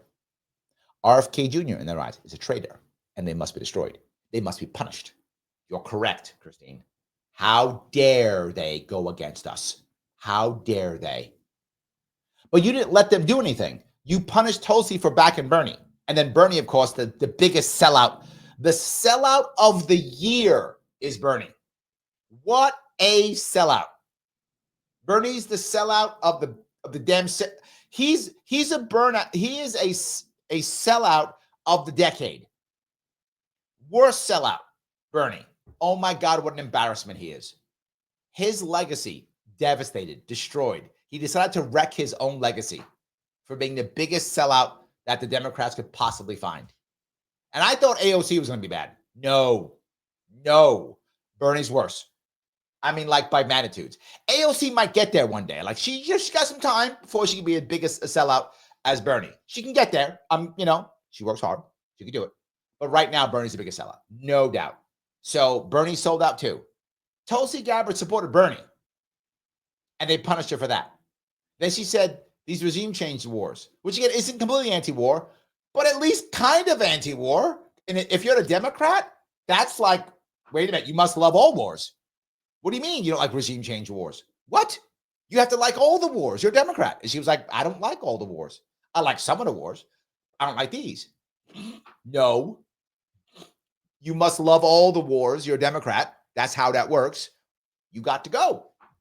And she went, oh, well, then I guess I'll become a Republican. What? You can't do that. You just have to accept your shame. You must accept your shame.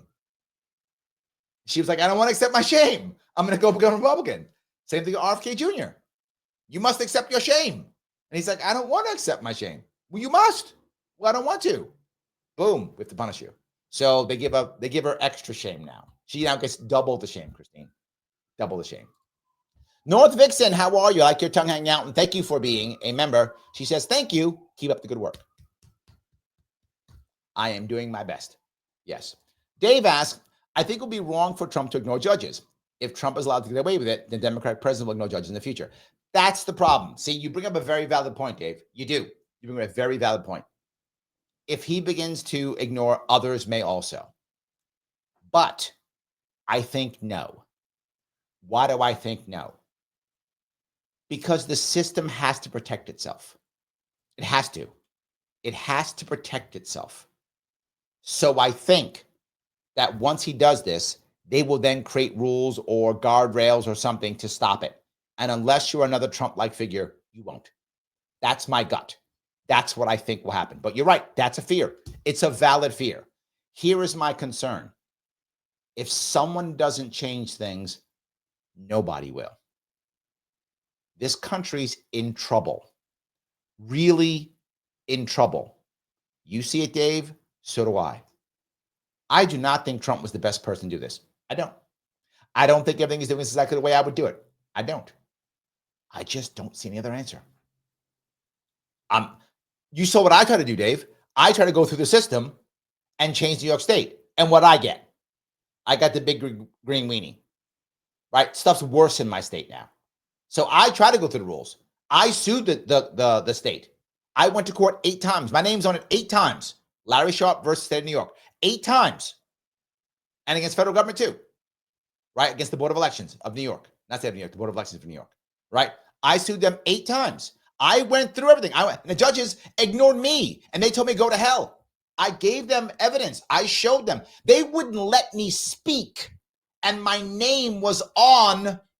Oh, I'm getting triggered again. Mike, I'm going to be good. I'm going to stop. I'm going to stop. My name was on the lawsuit. I went pro se so I could speak. And they still just made up a rule. I'm not joking. There are people who are watching who were physically there at the actual courthouse in the courtroom when they made up a rule to stop me from speaking. That's judges. When those judges decide that there is no opportunity, you may not speak, you may not get justice, then you ignore those judges if you have the power to do so. I don't care what precedent it sets. If you make peaceful revolution impossible, you make violent revolution inevitable. They keep doing that and they get shocked when people ignore them.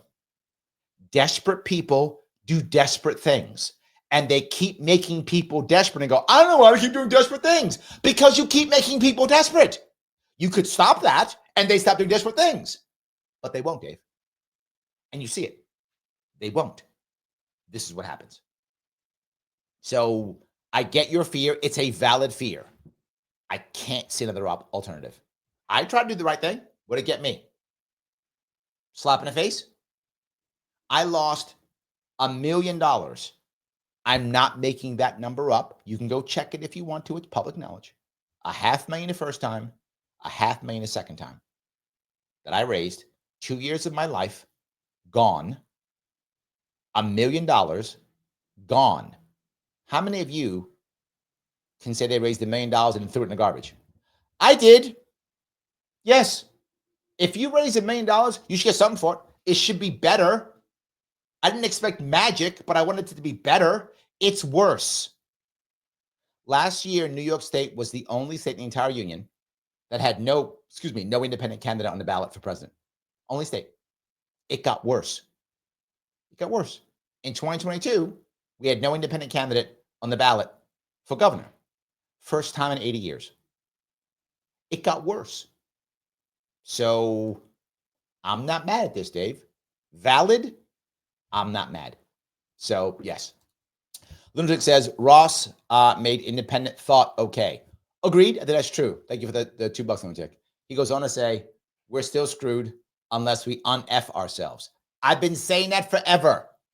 This is why I want localism. This is why I want localism. You are correct. This is why I want localism. Yes. Ryan says, thank you for the $2, Ryan. Both parties use the Constitution as scrap paper. Yep. They use it.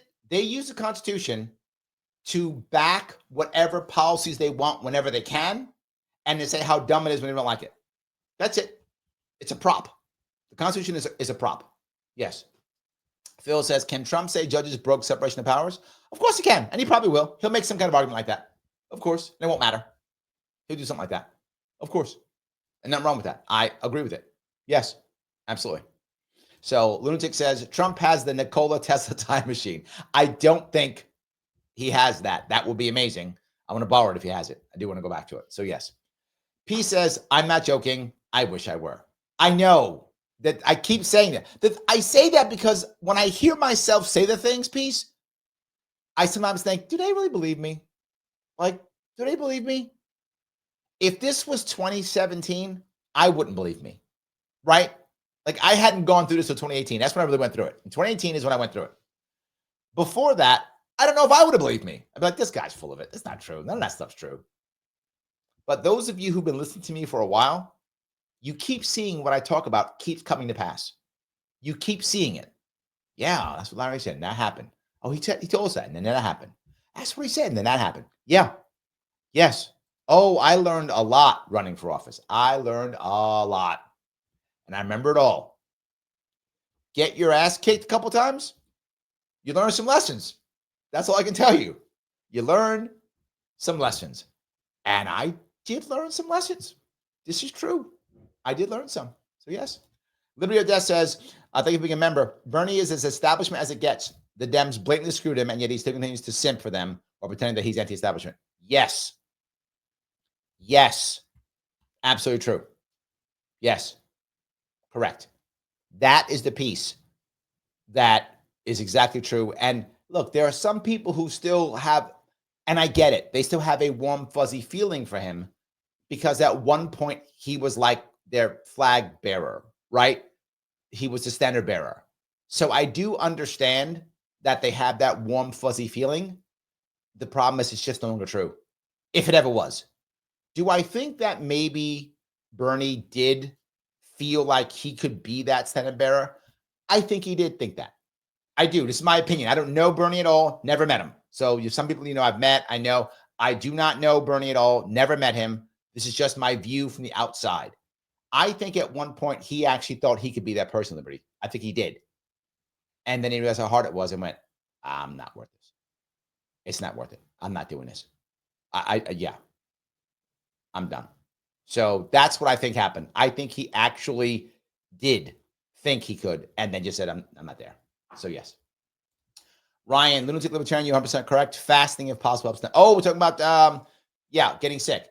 Yes, I do the same thing. I often know I'm sick because I had no appetite. When my appetite goes away, that's when I know that I'm ill, when that happens. So yeah, I think fasting is a great idea. Fasting gets you into autophagy, right? Gets you into autophagy, which helps you clean things out. So fasting is a great idea, right? I'm a big fan of that. Not eating for like literally 2 or 3 days. I just fasted about a month ago. I fasted for 3 days. So I will fast anyway, even if I'm not ill, I'll fast. Just every once in a while, fast for 2 days or 3 days or even 24 hours. So I think I'm a big fan of fasting. I think everyone should fast here or there when it's appropriate. So yes. Phil says, Shanahan and Megan McCain said they're going to fund primaries against people voted against Tulsi. And RFK Jr. Yes, both of them. I think it's a great idea. Absolutely. Brendan says, hey, Larry, your show was awesome. I'm watching from Caledonia, Canada, 1 hour from Toronto. Awesome. Thank you. I'm glad. Everyone is welcome. Absolutely. So, yeah. Let's see here. Masterman Hour says, teacher says, every time my bell rings, Larry gets his like. Aw, I need more of that. Yes, I definitely need more of that. Yes. Phil says, Larry won't survive the boog. Not enough meat in those bones. Okay, Phil, if the boog comes, who do you think the commander is going to be? Just saying. If the boog comes, whoever leads this will require generals and field marshals. I'll be just fine, my friend. I appreciate it. I'll be just fine, my friend. Absolutely. Search and destroy. Can the president arrest a federal judge for obstruction of the executive branch? This is the hardest part that people don't get. And this is the part that worries me. And this goes back to what Dave was talking about, setting precedent. Can he arrest a judge? 100% he can. No, he cannot. Yes, he can. It's called the Patriot Act. Yes, he can. He can arrest a judge whenever he deems fit. And since he's doing this to literally do his executive work, because obstructing the executive branch, the Supreme Court has said it's not a crime. So he has both the Supreme Court saying it's not a crime, and he has the Patriot Act. The only way of stopping him would be to impeach him. That's it. The Republicans are not going to impeach him. So yes, search and destroy. He can literally arrest a federal judge. If any of you think he can't, you are fooling yourself. He absolutely can. I'm not saying he will, but this goes back to Dave's part. If he does that, this is not beyond Trump to do. It's not beyond him. Now, if he did, there'll be a part of me that would be giddy. I would love a judge taking their own medicine that they dole out every day, all the time, and punish people for breaking stupid rules and laws and destroying people's lives all day long. I would personally be giddy at that if he had done that. But today's point, I'd be worried. Do we want to start a precedent where presidents arrest judges? That's scary. So, but can he? 100% yes. Yes, he can. Christine says, I'm okay with Trump. The crazy stuff is part of the other deal. I'll go back to it. I don't know how else you would do anything. I don't think there's no other way, is there? If you know some other way, Christine, I'm open. And I don't see the Democrats having other answers. I don't see it at all. I don't see any other thing whatsoever. Nothing else is happening. So yes. Rick says, I was a double hater, but the Dems have taught me to be open to Trump. And now I'm on the verge of being a fan of Trump. Rick, it's funny you say that. I'm not a Trump supporter. I think you know that. People know that. But I'm like, okay with it. Like, I'm like, oh, it's fine. I am. It's clear I am. Your point is a valid one. I'm like, yeah, I'm going to be quiet. It's fine. Go ahead. Go. Like, I'm not mad at it. Right? The first Trump presidency, I was mad at him all the time. Biden, mad at Biden all the time. I was mad at the president all the time. Like, that was the norm. I was always mad at the president. I was always mad. Now, that's where I am now. Rick, I'm with you. I wish that wasn't the case. I preferred when I was always mad at the president. I preferred always being the two critics at the Muppet Show, the two old men, always mad at the president, always complaining. I preferred being that guy. Now, I'm not so mad. Not so mad. So, yeah. Mastermind Hour goes, Rick, you got everybody on here. Rick, I think it was a lot of people. Matt says, Rick, I agree. Yeah, a lot of people I think are similar to you. We're just like, okay, let's just let it go. Let's just let it go and see what happens. I think a lot of people are there. So, yeah. So, all right. See if I can grab here a couple more of these. Matt says, this is off topic too, but I just made kakuni, Japanese braised pork belly. That's delicious. And it's weird. A year ago, I was like a boy, I better eat this sparingly, and come to find out, oh, animal fats are great for you. Yes, that's accurate. That's delicious. Yes. Like bacon's good for you. People like bacon's good for you. Yeah, it is. It's actually good for you. Yes. So, excuse me. Phil says, yes, I heard that. I would rather economist Bob Murphy. Yes. Good idea. I'm with you on that one, Phil. Ron Paul needs a well-deserved pina colada and easy chair. Well done, Ron Paul. Well done. Yes, and yes, I agree with that 100%. Yes. Daniel says, Trump can abide by the court and push Congress to get moving on a budget that reflects the Project Doge cuts. Yes, he can do that. I don't know. Trump is not doing much stuff domestically, if you've noticed. It's not his key. I think he is really relying upon Johnson to do this. Now, that may be a mistake. I don't know Johnson well enough. But the advantage that Johnson has is he is establishment enough to know how this works, if that makes any sense. He's establishment enough. I think Johnson may be the right guy for this. I could be wrong on that, but I wasn't that mad when he won again. A lot of people were upset about him winning. I wasn't that mad. I think to get this thing done, you got to have some establishment in here because there's too much establishment involved, if that makes any sense. I know some of you are mad you hate the establishment. I know. But the reality of it is it still exists. The establishment has not gone away. It just hasn't. So you do need some establishment in here to make this work. So I think Johnson may be the right guy for this. I don't think Trump's really involved in this one that much, to be forward with you. I don't think he is. I think he's thrown this at the thing that Trump has done better than he did last time, clearly, is he's put a better team together and he's got them out doing stuff. And they are. I think he's walked away from a lot of that. I really think he has. So, yeah. Anyway, Mike says, I can do it live for 5 hours or more. I've seen you do it without $200K a year and tens of millions of civil servants' income. Also true. Yep. Chuck doesn't care enough to know details. Not only does he not care enough, I don't know if he's bright enough. I don't mean to be mean. It's being forward. It takes a lot of time and energy to go through this stuff and other stuff. So, yeah, it does take a lot. So, yeah. Jeff says, I was very skeptical of Trump's plan for the Gaza Strip. That was until I watched the meeting between Trump and Jordan's King Abdullah II. Hearing both of them, I think the way Trump and many leaders in the Middle East have a potentially solid plan. Between rebuilding Gaza and the potential for peace in the Middle East, mainstream media made it sound like they're going to kick the Palestinians out for good. It's not the case at all. They've been terribly housed them in surrounding countries. I'm not sure that's true, Jeff. I am still super worried about this. I am very worried about this. This has so much potential to go under and to be a problem. And the other thing is, Americans don't like this because there's so much potential for American troops to be on the ground. And I do not want American troops on the ground in the Middle East. Do not want it. No, thank you. Don't want it at all. So I'm worried. I hope you're right. I do. Don't think so.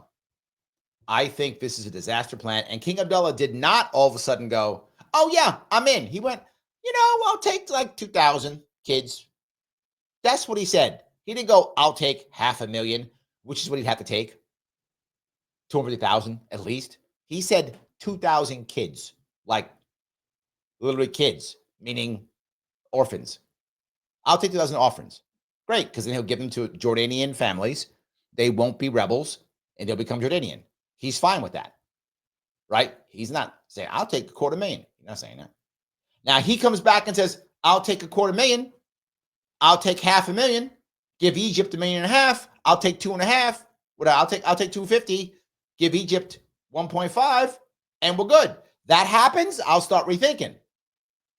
I'm happy, but at least I'm rethinking. He didn't say that. And then my whole plan, this whole idea I brought up, was not forcing them to leave. My plan was years ago to literally just bribe the Jordanians and Egyptians to take as many as who would go voluntarily.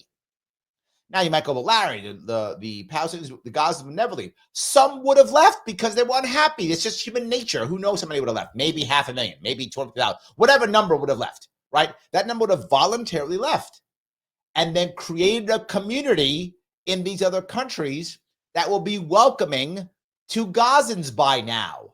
If you had done what I said 10 years ago, 5 years ago even, there would be welcoming communities in these other nations now that could absorb the refugees. That was my entire point. Do it voluntarily, not aggressively, not cleaning them out. Hey, you want to take 20 grand and go buy some land or buy a home or whatever in Jordan or whatever the price would be, or in Egypt? Here we go. Go ahead, go. Some would have gone. Who knows how many? But some would have, because that's human nature. Now, right, if that were the case, right now we'd have a space for them to go. We'd have a system set up already. We'd have a back and forth happening already. That will be happening voluntarily without having to go through and trash the joint. But we don't do that. Anyway, I have yapped away. So I'm not getting triggered. Don't be mad at me, Mike. I'm not triggered. So yes. All righty. Let me keep walking down here if I could. All righty. Let's see. Brandon says, when was the first war USA got involved in, not in the Americas? 1800s. It was the war against the Barbary pirates. 1802, 1801, something like that. Yeah, something like that. War against the Barbary pirates in North Africa. That's where the one part of the U.S. Marines from the hulls of Montezuma, the Marines hymn, from the hulls of Montezuma to the shores of Tripoli. That was the Barbary Pirates War. I think 1802, in that area. Early, very, very early 1800 something. I think it's 1802. I think. So, all right. Search and Destroy says, again, thank you for being a member. Stephen A. Smith isn't very smart, so he can run as a Democrat and probably do decent. He has one thing you can't seem to find with Democrats, though: charisma. Nice to have some of that. Yes. So, Lunatic Libertarian, thank you for $2. The level of disgrace on Israel. The level of disgrace on Israel? Or do you mean level of disgrace on Israel? Look, Israel, and a lot of you didn't get what I was saying. This was last year. I told you all this. I told you Israel wants a buffer zone, and it wants it quick and now before the Ukraine war ends. Why? When the Ukraine war ends, whenever this happens, I hope this year. If the Ukraine war, whenever it ends, we are going to have literally tens of thousands of drones available, tens of thousands of soldiers available, and hundreds of drone pilots available for mercenary work throughout the entire world, right? So do the Israelis want all those drone operators, drones, and mercenaries in the Middle East, in Syria, in Lebanon, or whatever? Of course not. I wouldn't. These are battle-hardened guys who've been fighting in Ukraine for 1, 2, or 3 years, whatever the number is. And now they can get paid to go there? I don't want that. So do it now while the war's going, because Russia right now is clearly completely absorbed with Ukraine. They couldn't save Syria. They couldn't save Iran. They couldn't save anything, right? So the Russians are completely absorbed. Perfect timing for the Israelis to do this. They did. They wanted a buffer zone. People are like, is that what they want? I said, they want a buffer zone. And they now have it. They invaded Lebanon, buffer zone. They invaded Syria. People didn't think they would do that. I told you they would do that because they wanted a buffer zone. They invaded Syria. They had a buffer zone. Now they're going to have it in Gaza too. They wanted a buffer zone. That is what the Israeli government thought was right for Israel. And they were going to get it no matter what. They were going to get it this year before the Ukraine war ended. I told you that last year. That's what happened. That's what happened. So you can be mad at the Israelis if you want to. I get it. I understand it. This is what they wanted. This is what they got. And people got mad at me. They said, oh, they can't do X, Y, and Z. America won't. And I told you America would back Israel no matter what they did. That's what I told you. You didn't believe me. And I said they will back them no matter what. People, you guys who wanted, the Gazans should get X, Y, and Z. I said they're never going to get it. It's not going to happen because Israelis won't let it. And the Americans will back Israel no matter what it does. That's what I told you. And you can see it now. That's how we think about buying Gaza or whatever we're doing, whatever. We will back them whatever they want. That is what will happen. So is disgrace on them or is it on our government for backing them? Or both? You pick. Still true. Just saying. Still true. Either way, still true. Okay. Let's see here. Matt says, if only my video editing skills were better. Oh, I see you do. Okay. That's totally different from something totally different. Okay. Everyone's talking about peanut butter and jelly. I like peanut butter and jelly. I do. I can't eat it anymore because I'm keto. So I don't eat peanut butter and jelly. I don't eat peanut butter because keto, jelly because keto, or bread because keto. So yes, none of those. Yeah. I can't eat any of them, but I do like them. It's delicious. That's true. It's delicious, but yeah, there's no way I could do that. So Phil says, love infinite kindness eternally. Yes. What does that stand for? LIKE. That's the button that I've been telling you about. Click that thing, caress that thing, like that thing, whatever that thing. Do the thing with it, please. If you have not reposted or shared it, it's because you hate children. I don't know why you hate children. Stop hating children. Repost this or share this. If you can, please follow me on Facebook, X, and or Rumble. Subscribe on YouTube. And when you subscribe on YouTube, make sure you click all notifications. That does matter. So you get all the notifications. If you don't click that, you don't get them. So please do so. You can also become a member if you want to, which is important. Become a member on YouTube. Click that join button on YouTube. Or if you're on Rumble, click subscribe during the live. You can also super chat me. You've seen a bunch of super chats come right to the front. I try to grab them to the best of my ability. Otherwise, I try very hard to grab our members to get their comments first if I can. It can be challenging, but I do try to the best of my ability. Absolutely, we're trying to make that happen. Look, the more people that become a member, the less work I have to do, the more of this I can do. So, yes. Brennan says, chair of the Fed is better than governor of New York because you could slow down inflation. Yeah, but it just popped back up. I could fix it. I think I could fix it. Kim says, I agree, Ross 2.0. Thank you, Kim. Thank you for being a member, by the way. I do appreciate that. Yes. Christine says, Perot would have had the same trouble in his first term that Trump had. Trump's killing it now because he knows what he's up against. I think that's a valid point. I agree. And I bring this up often. That people, doesn't matter what side of the aisle you're on. Compare Bill Clinton and George Bush compared to Obama and Trump their first term. The first terms of Obama and Trump, they both struggled and slowed down. They couldn't get what they wanted done. There was a lot of starts and stops, a lot of issues they had trouble with. The first term of Bush and Clinton, they got their agenda done a whole lot better. They were much more effective. Why? Why would they be much more effective compared to those two? Again, two Democrat, Republican. Why? Because Bill Clinton and George Bush were both governors first. To your point, Christine, they had learned their lessons in being governors. They had understood how to work in the bureaucracy, how to work with Congress. They knew how to do this already, to your exact point. So when they got into the presidency, they had played this game already. Obama was never a governor, neither was Trump. So both of them suffered. You're right. But now Trump dealt with it. Now it's his second time. He's like, oh, no. I played this game. Now I know how this game is played.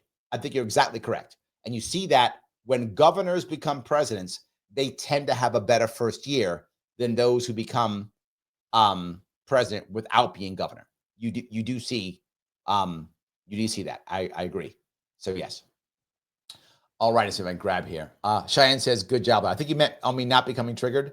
I'm trying my best to not become triggered. So yes, I'm trying to be good. Mike gets mad at me when I get triggered. So I'm trying to not make Mike mad. He gets mad at me if I do it. So yes. Christine does go on to say Johnson Sharpe would have been a dream ticket. Agreed. And no one wanted to hear it. They didn't want to hear it.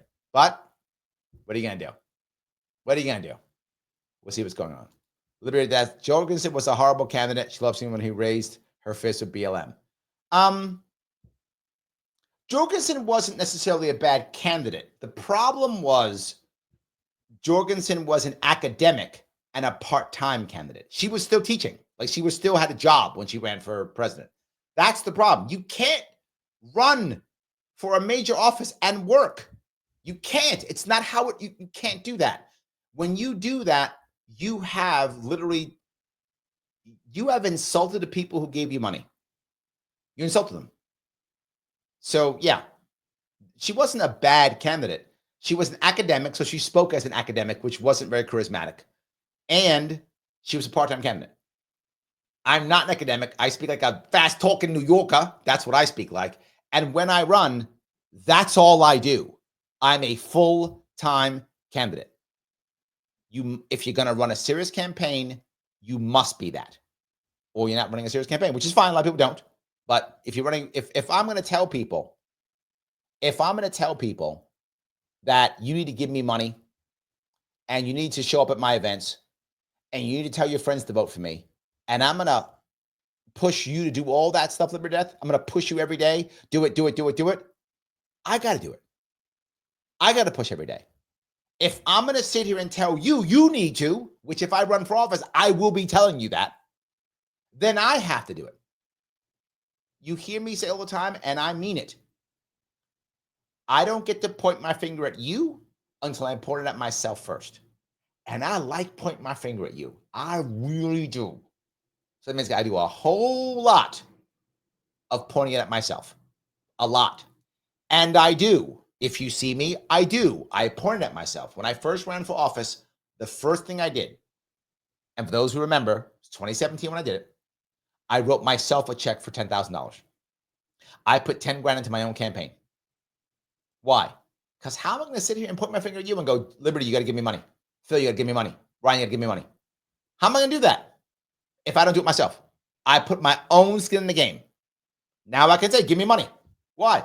Because I gave myself money. I put my own skin in the game. You got to put yours in now, right?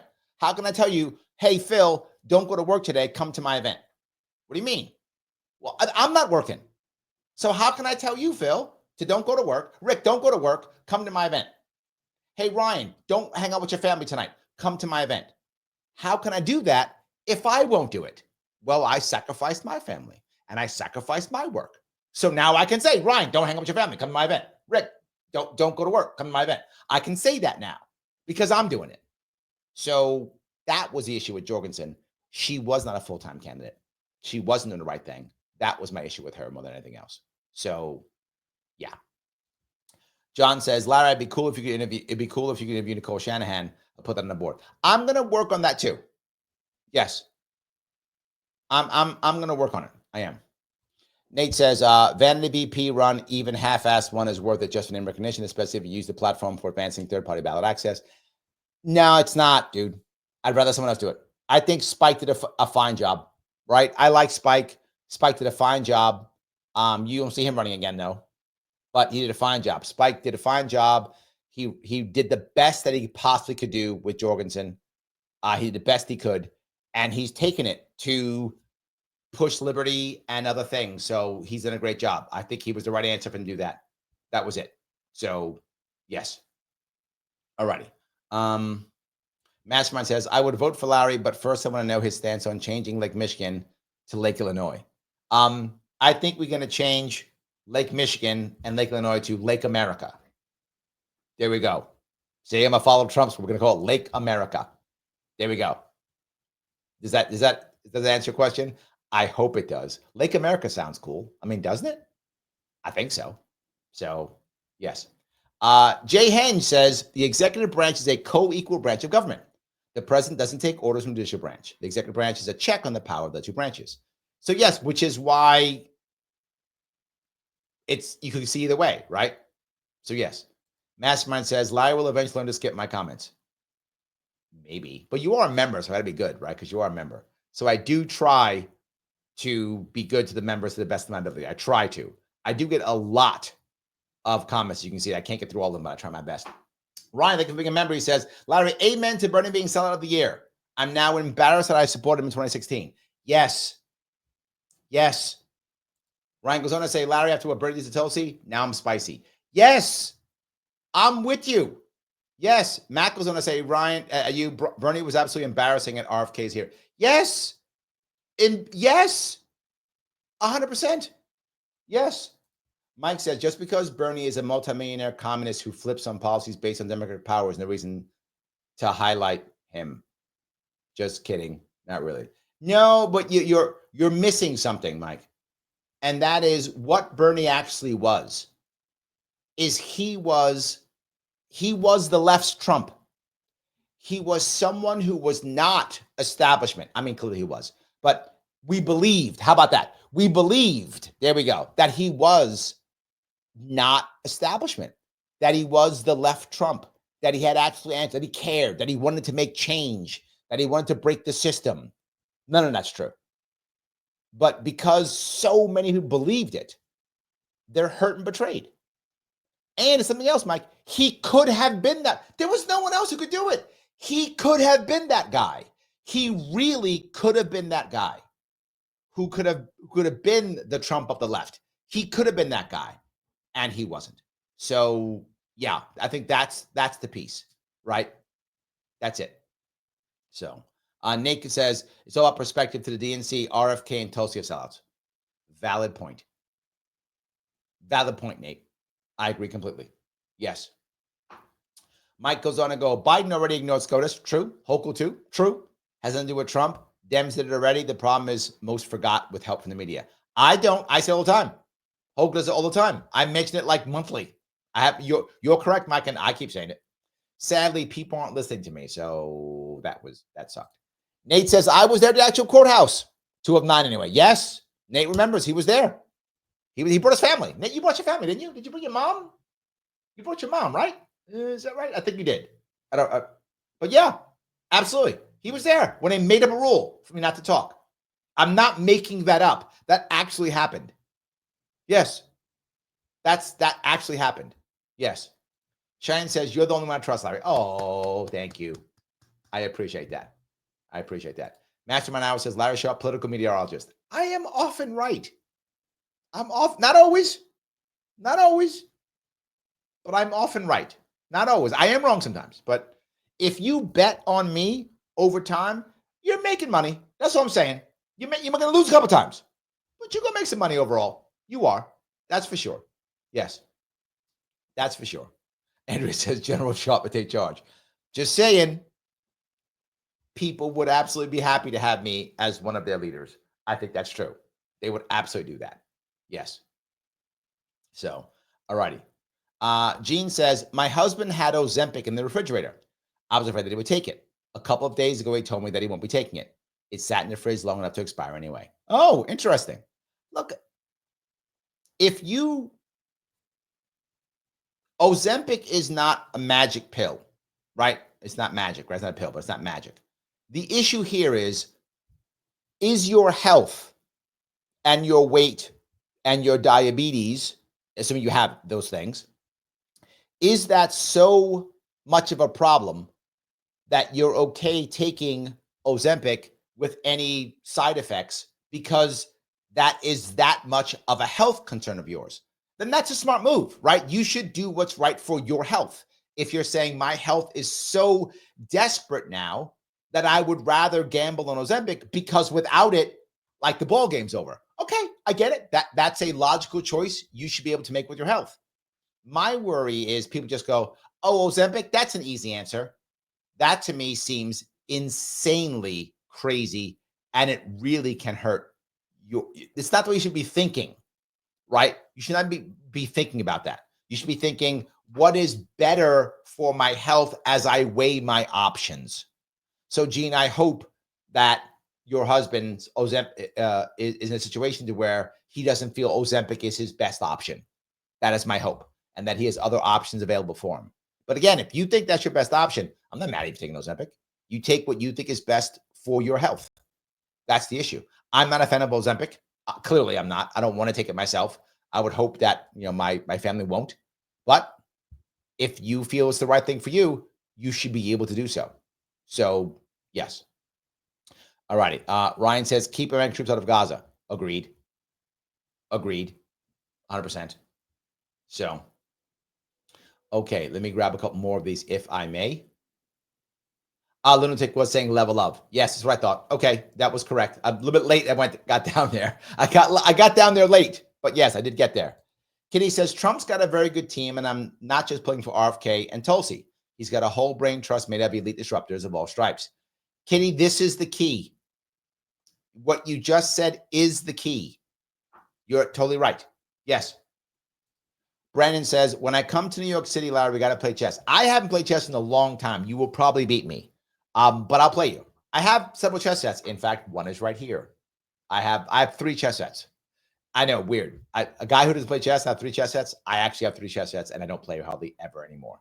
So, yeah.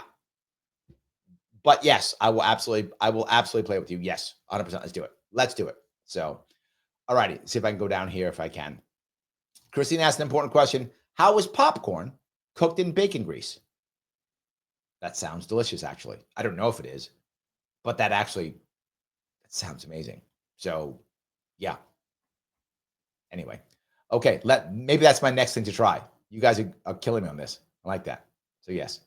Liberty or Death says, Obama got Obamacare in his first term. I'd have to disagree, Larry. No, but that's not what he wanted. Obamacare wasn't what he wanted. And he struggled to get it. He wanted something more. And he struggled to get it. So, yes. And he wanted more stuff. He pushed for that. And that's all he got. So, yeah. Gene says, Gary Johnson was going to. Yes, I think Gary Johnson would have been a great president. I wish he would have been president. Yes. I agree with you, Gene. I think he would have been a great president. I wish he would have been a president. Yes. Absolutely. And Michael's going to say, Obamacare was set up before he took office. It was Pelosi's baby, a trailing wish of Democrats since Clinton.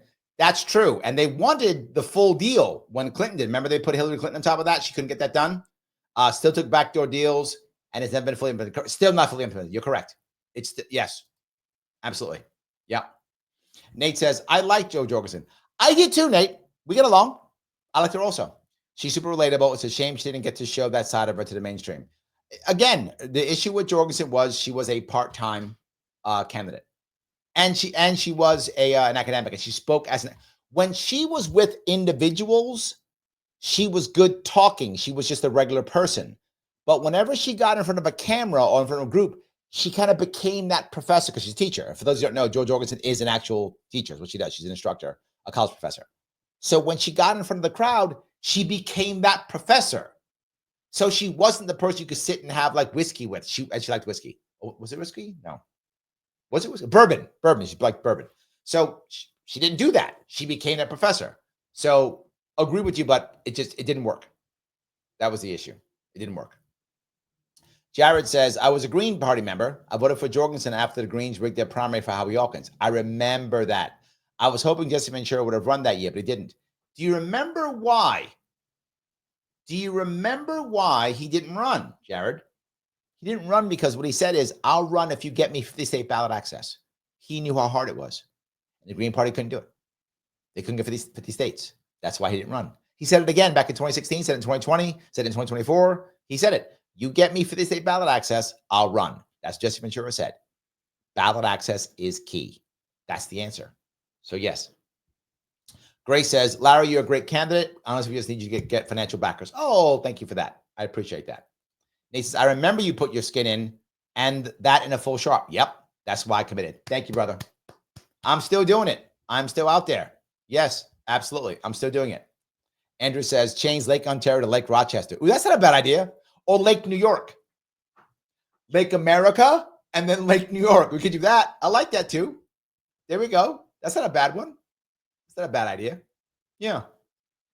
There we go. Mike says, that's the winning plan, Larry. Follow Trump lead. And yes, Lake America sounds. See that? It's Lake America and then Lake New York. Those are the two new lakes. There we go. Rita says, Lake Michigan could be named the Gulf of Canada after Canada becomes 51st state. There we go. Once we annex Canada, we'll call it the Gulf of Canada. There we go. Done deal. We got all. See? We got all the answers. All of the answers. All good. There we go. I love that. Mastermind Hour says, Bernie LARP as an independent thinker. Yeah. Again, yes. This piece, right? Yeah. Nate says, we believed. You got a mouse in your pocket? I sure didn't. No, I mean, we as a nation, right? If you would have asked people in 2016, the average American, is Bernie, a true believer? Is Bernie, the average American would have said yes. Even if you disagree with him, right? Even someone, Mike obviously disagrees with his policies completely. But Mike at 2016, and people like him, I should say, as a general rule, people who lean right would not have thought he was fake. They would have thought he's wrong or crazy, but they wouldn't have thought he was fake. I think that's the difference, what I mean. Most Americans would not have thought he was fake. Now, that's not true anymore. But I think if you went to 2016, you wouldn't have thought that. So, yeah. All right. Let me grab a couple off of, if I could head over to Rumble. Traden says, Obamacare was bought and paid for before the primaries were over. Both parties were funded by Health Corp International, underwrites our healthcare. Yeah, I mean, what Obamacare actually was a gift to insurance companies. I mean, that's really what it was. I think that's absolutely correct, Traden. That's 100% correct. Yeah, it was really just a gift. So yes. At Yarb asks, did you vote for Obama? 2008, I did. I voted for Ross Perot twice. I voted for oh God, who's the Green Party guy after him? I've forgotten his name. That's bad that I forgot his name. Nader. I voted for Nader twice too. 2008, I thought Obama was going to be the difference. I thought he was. Within 2 years, I was so upset that I wasn't going to vote at all. That's how I have to thank Obama for bringing me. Obama brought me to libertarianism. Like, what? Yeah, Obama brought me to libertarianism. I was so angry and upset with Obama and how disappointing he was and how he was nothing that he said he was. I was so disappointed. I wasn't going to vote anymore. I was like, I'm done. This is a waste of time. I'm just going to work on my business. Politics sucks. I've been voting for who I thought was the rebel the whole time. That's why I was voting for Perot. So I was voting for Nader. And I thought Obama was a rebel. Yeah, that's how much I was paying attention. I was going to anybody, nobody. And then I heard Gary Johnson speak. I tell this story often. It's a funny story. I heard him speak, and I'm like, Gary Johnson, this guy sounds like a business owner like me. Oh, okay. Who are these guys? Librarians? Oh, librarians are smart. Maybe this is the guy I should vote for. Oh, libertarian. What's that? And that's how I got libertarians. So I got libertarians because of that. So yeah, I don't want to lie to people, right? I fell for it too. A lot of Americans did. I fell for it too. So yes, I did. 100%. Hope I answered your question. All righty. Let me grab down here if I could. Ryan says, Tulsi should return the knife in her back to Bernie. Yeah, give it back. Yes. Phil says, I tried something like Ozempic. I don't have diabetes, but it most just made me poop. But did it work? Was it worth it? That's the answer. Was it worth it, Phil? I don't know. I'm asking a serious question. If it makes you poop, but it helped you, maybe you should take it. I don't know. Maybe not. So, yes. Anyway, let me keep going down the road if I can. All right. Riot says, I need your help. My wife thinks the Department of Education is needed. Please explain to her why it needs to go. She's the hardest worker at her school. I will tell you why it needs to go. What your wife is dealing with, and I'm sure her biggest concern, her biggest issue that your wife has if she works at a school is bureaucracy, red tape. The vast majority of teachers who quit do not quit for financial reasons. Some do, but most quit because they just can't deal with the BS. So they either become administrators or they quit. They can't deal with BS. Why is there so much BS? Federal strings. Federal strings is what makes so much BS. Why are there so many rules that she has to deal with? Why are there so many things she has to do? It's all because of federal strings. You must do this, report this way, act this way, or you don't get federal money. That's the reason why. Why does she have to teach to a test if she's a teacher?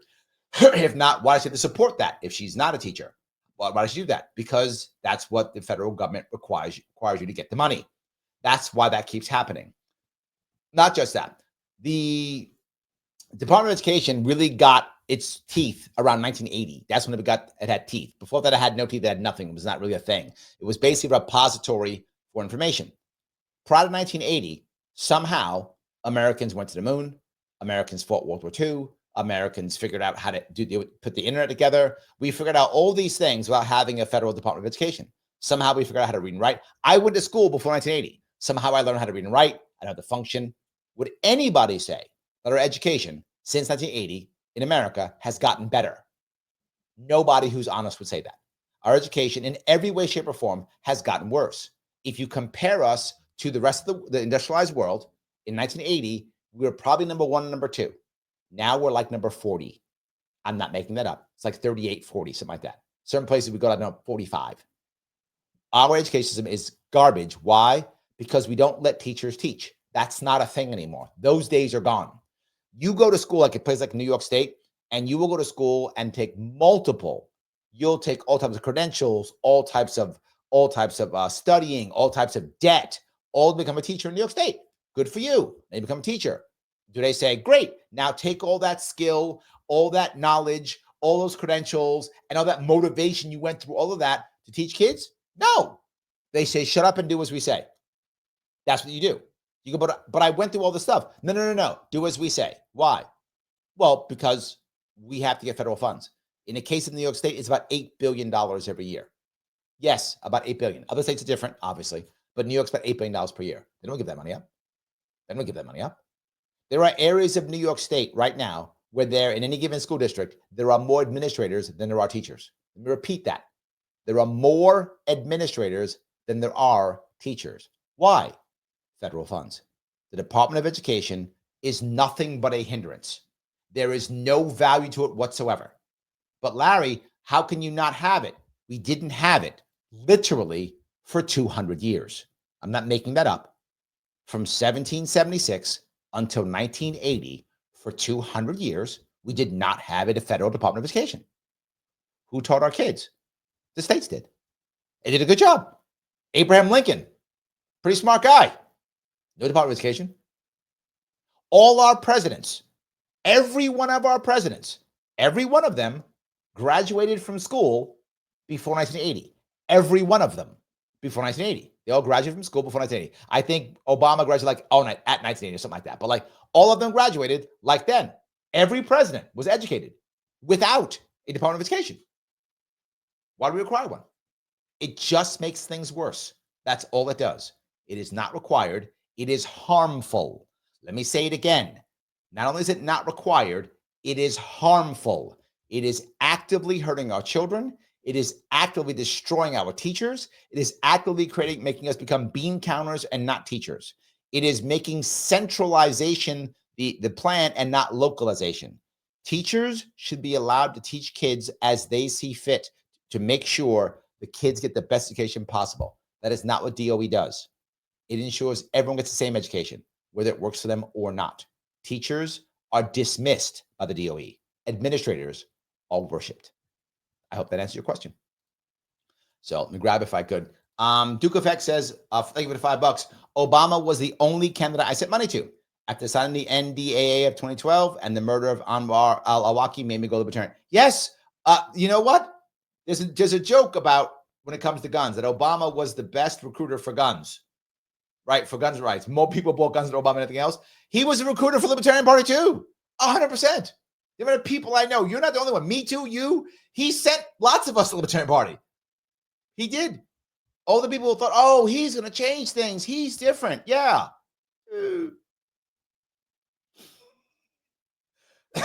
Sorry. Just being honest. That's all. I'm sorry. Just being honest. It's true. So, yeah. Phil says Obama won a single payer. That's correct. He did. He did not get it. Absolutely. Absolutely true. So, yeah. All right. So if I can grab this real fast. Mike jumps into Rye stickers. I was in school same time as Larry. Yep. I had music, typing, woodwork, gym, home ec class, etc. Now kids have rote memorization due to federal quotas. Kids have less and worse test scores. Thank you for bringing that up, Mike. I want to go to the next piece. People say, well, Larry, why don't we have home ec? Not in a test. The federal government doesn't care. Why don't we have civics? Not in a test. Federal government doesn't care. Everything Mike just said, yeah, federal government doesn't care. Woodwork. Shop, no, not in a test.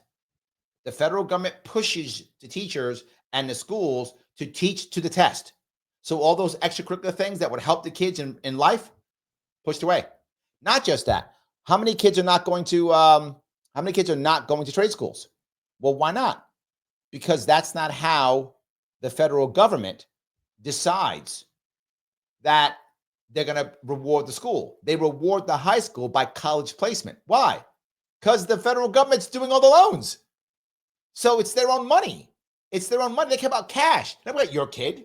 Maybe your kid shouldn't go to college. Maybe your kid should go to a trade school. Maybe your kid should get a job. Maybe your kid should do something else. I don't know. Maybe your kid should start a business. I don't know. Your kid's your kid. No, all go to college. Why? Because that's how you get paid. Mike is correct. The Department of Education, be very clear, only hurts. It's not neutral. It is actively harming our children. One more time. It is actively harming our children. There is no way that you can show me anything that shows anything else. It's impossible. Yes. So, all righty. Let me go grab it if I could. Christine says, I got fooled by Obama too. We're not alone, Duke. We're not alone. A lot of us were. Yep. Gene, same thing. I was voting for Obama the first time. When he didn't vote for, when he did what he promised, I didn't vote for him again. Yes, absolutely. We're not alone. A lot of us were fooled. It's true. It's true. We were fooled. And look, I'm not going to sit here and pretend like I was so awesome, right? I'm human. I make mistakes too. I'm not always right. I'm often right, but not always right. Phil says education, no dollar left behind. There we go. Absolutely. Absolutely. 100%. I like that. Liberty that says girls don't poop. That's a lie. Well, I like that. They don't, because they're perfect. Aw, isn't that sweet? I do like that. That is sweet. Christine says of 1979. 1979 when it started, but it started to have teeth around 1980, right? So yes, that's true. But I think it officially started, I think in 77 is when like the charter came out or something like that. So it's in that area. So maybe 79 is the right answer, but it's in that area of about 1980. So yeah, absolutely. All righty. I want to grab another one of his good. Peace. Thank you for the $5. We don't let teachers teach. We don't let judges judge. We have been captured.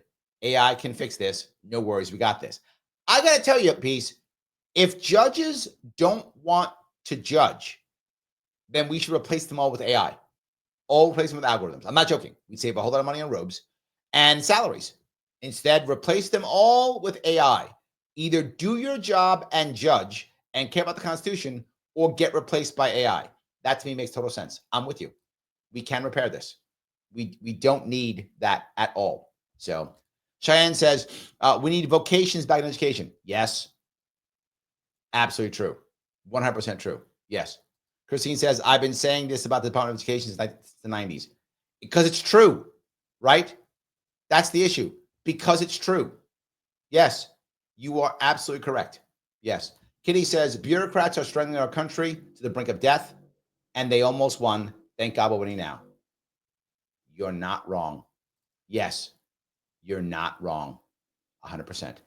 Guys, I want to ask you, if I could, please click the button known as Lima India Kilo Echo. It does matter. Share, repost if you can. Every bit does matter. Every little bit will be great. So yes, please do that if you can. I'd appreciate it. If you can, please also subscribe and follow me, right, on all of the things, Facebook, X, and Rumble. I appreciate all the super chats, but please click the button known as like. Every one of those does matter. I'll hand over to Instagram real fast. At Yarb goes on to say, I love your honest answer. I felt the same way just out of college. Yes, I agree. Yep. He then asks, or maybe she, I can't tell if it's he or she. Side question, are you in a fallout shelter? I am in my bunker. I'm in my Quonset hut. That is correct. Yes, that is very true. So yeah, that's where I am.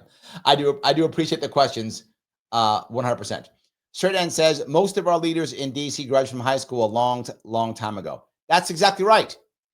All of our presidents and most of our leaders went to school before it was the Department of Education. Not required. Only harmful, not required. And I know I bring it up often, but I'll make sure it's clear. That's why I say this. It really does matter. We should get rid of it. I'm glad it's going away. It should go away. That's the right answer.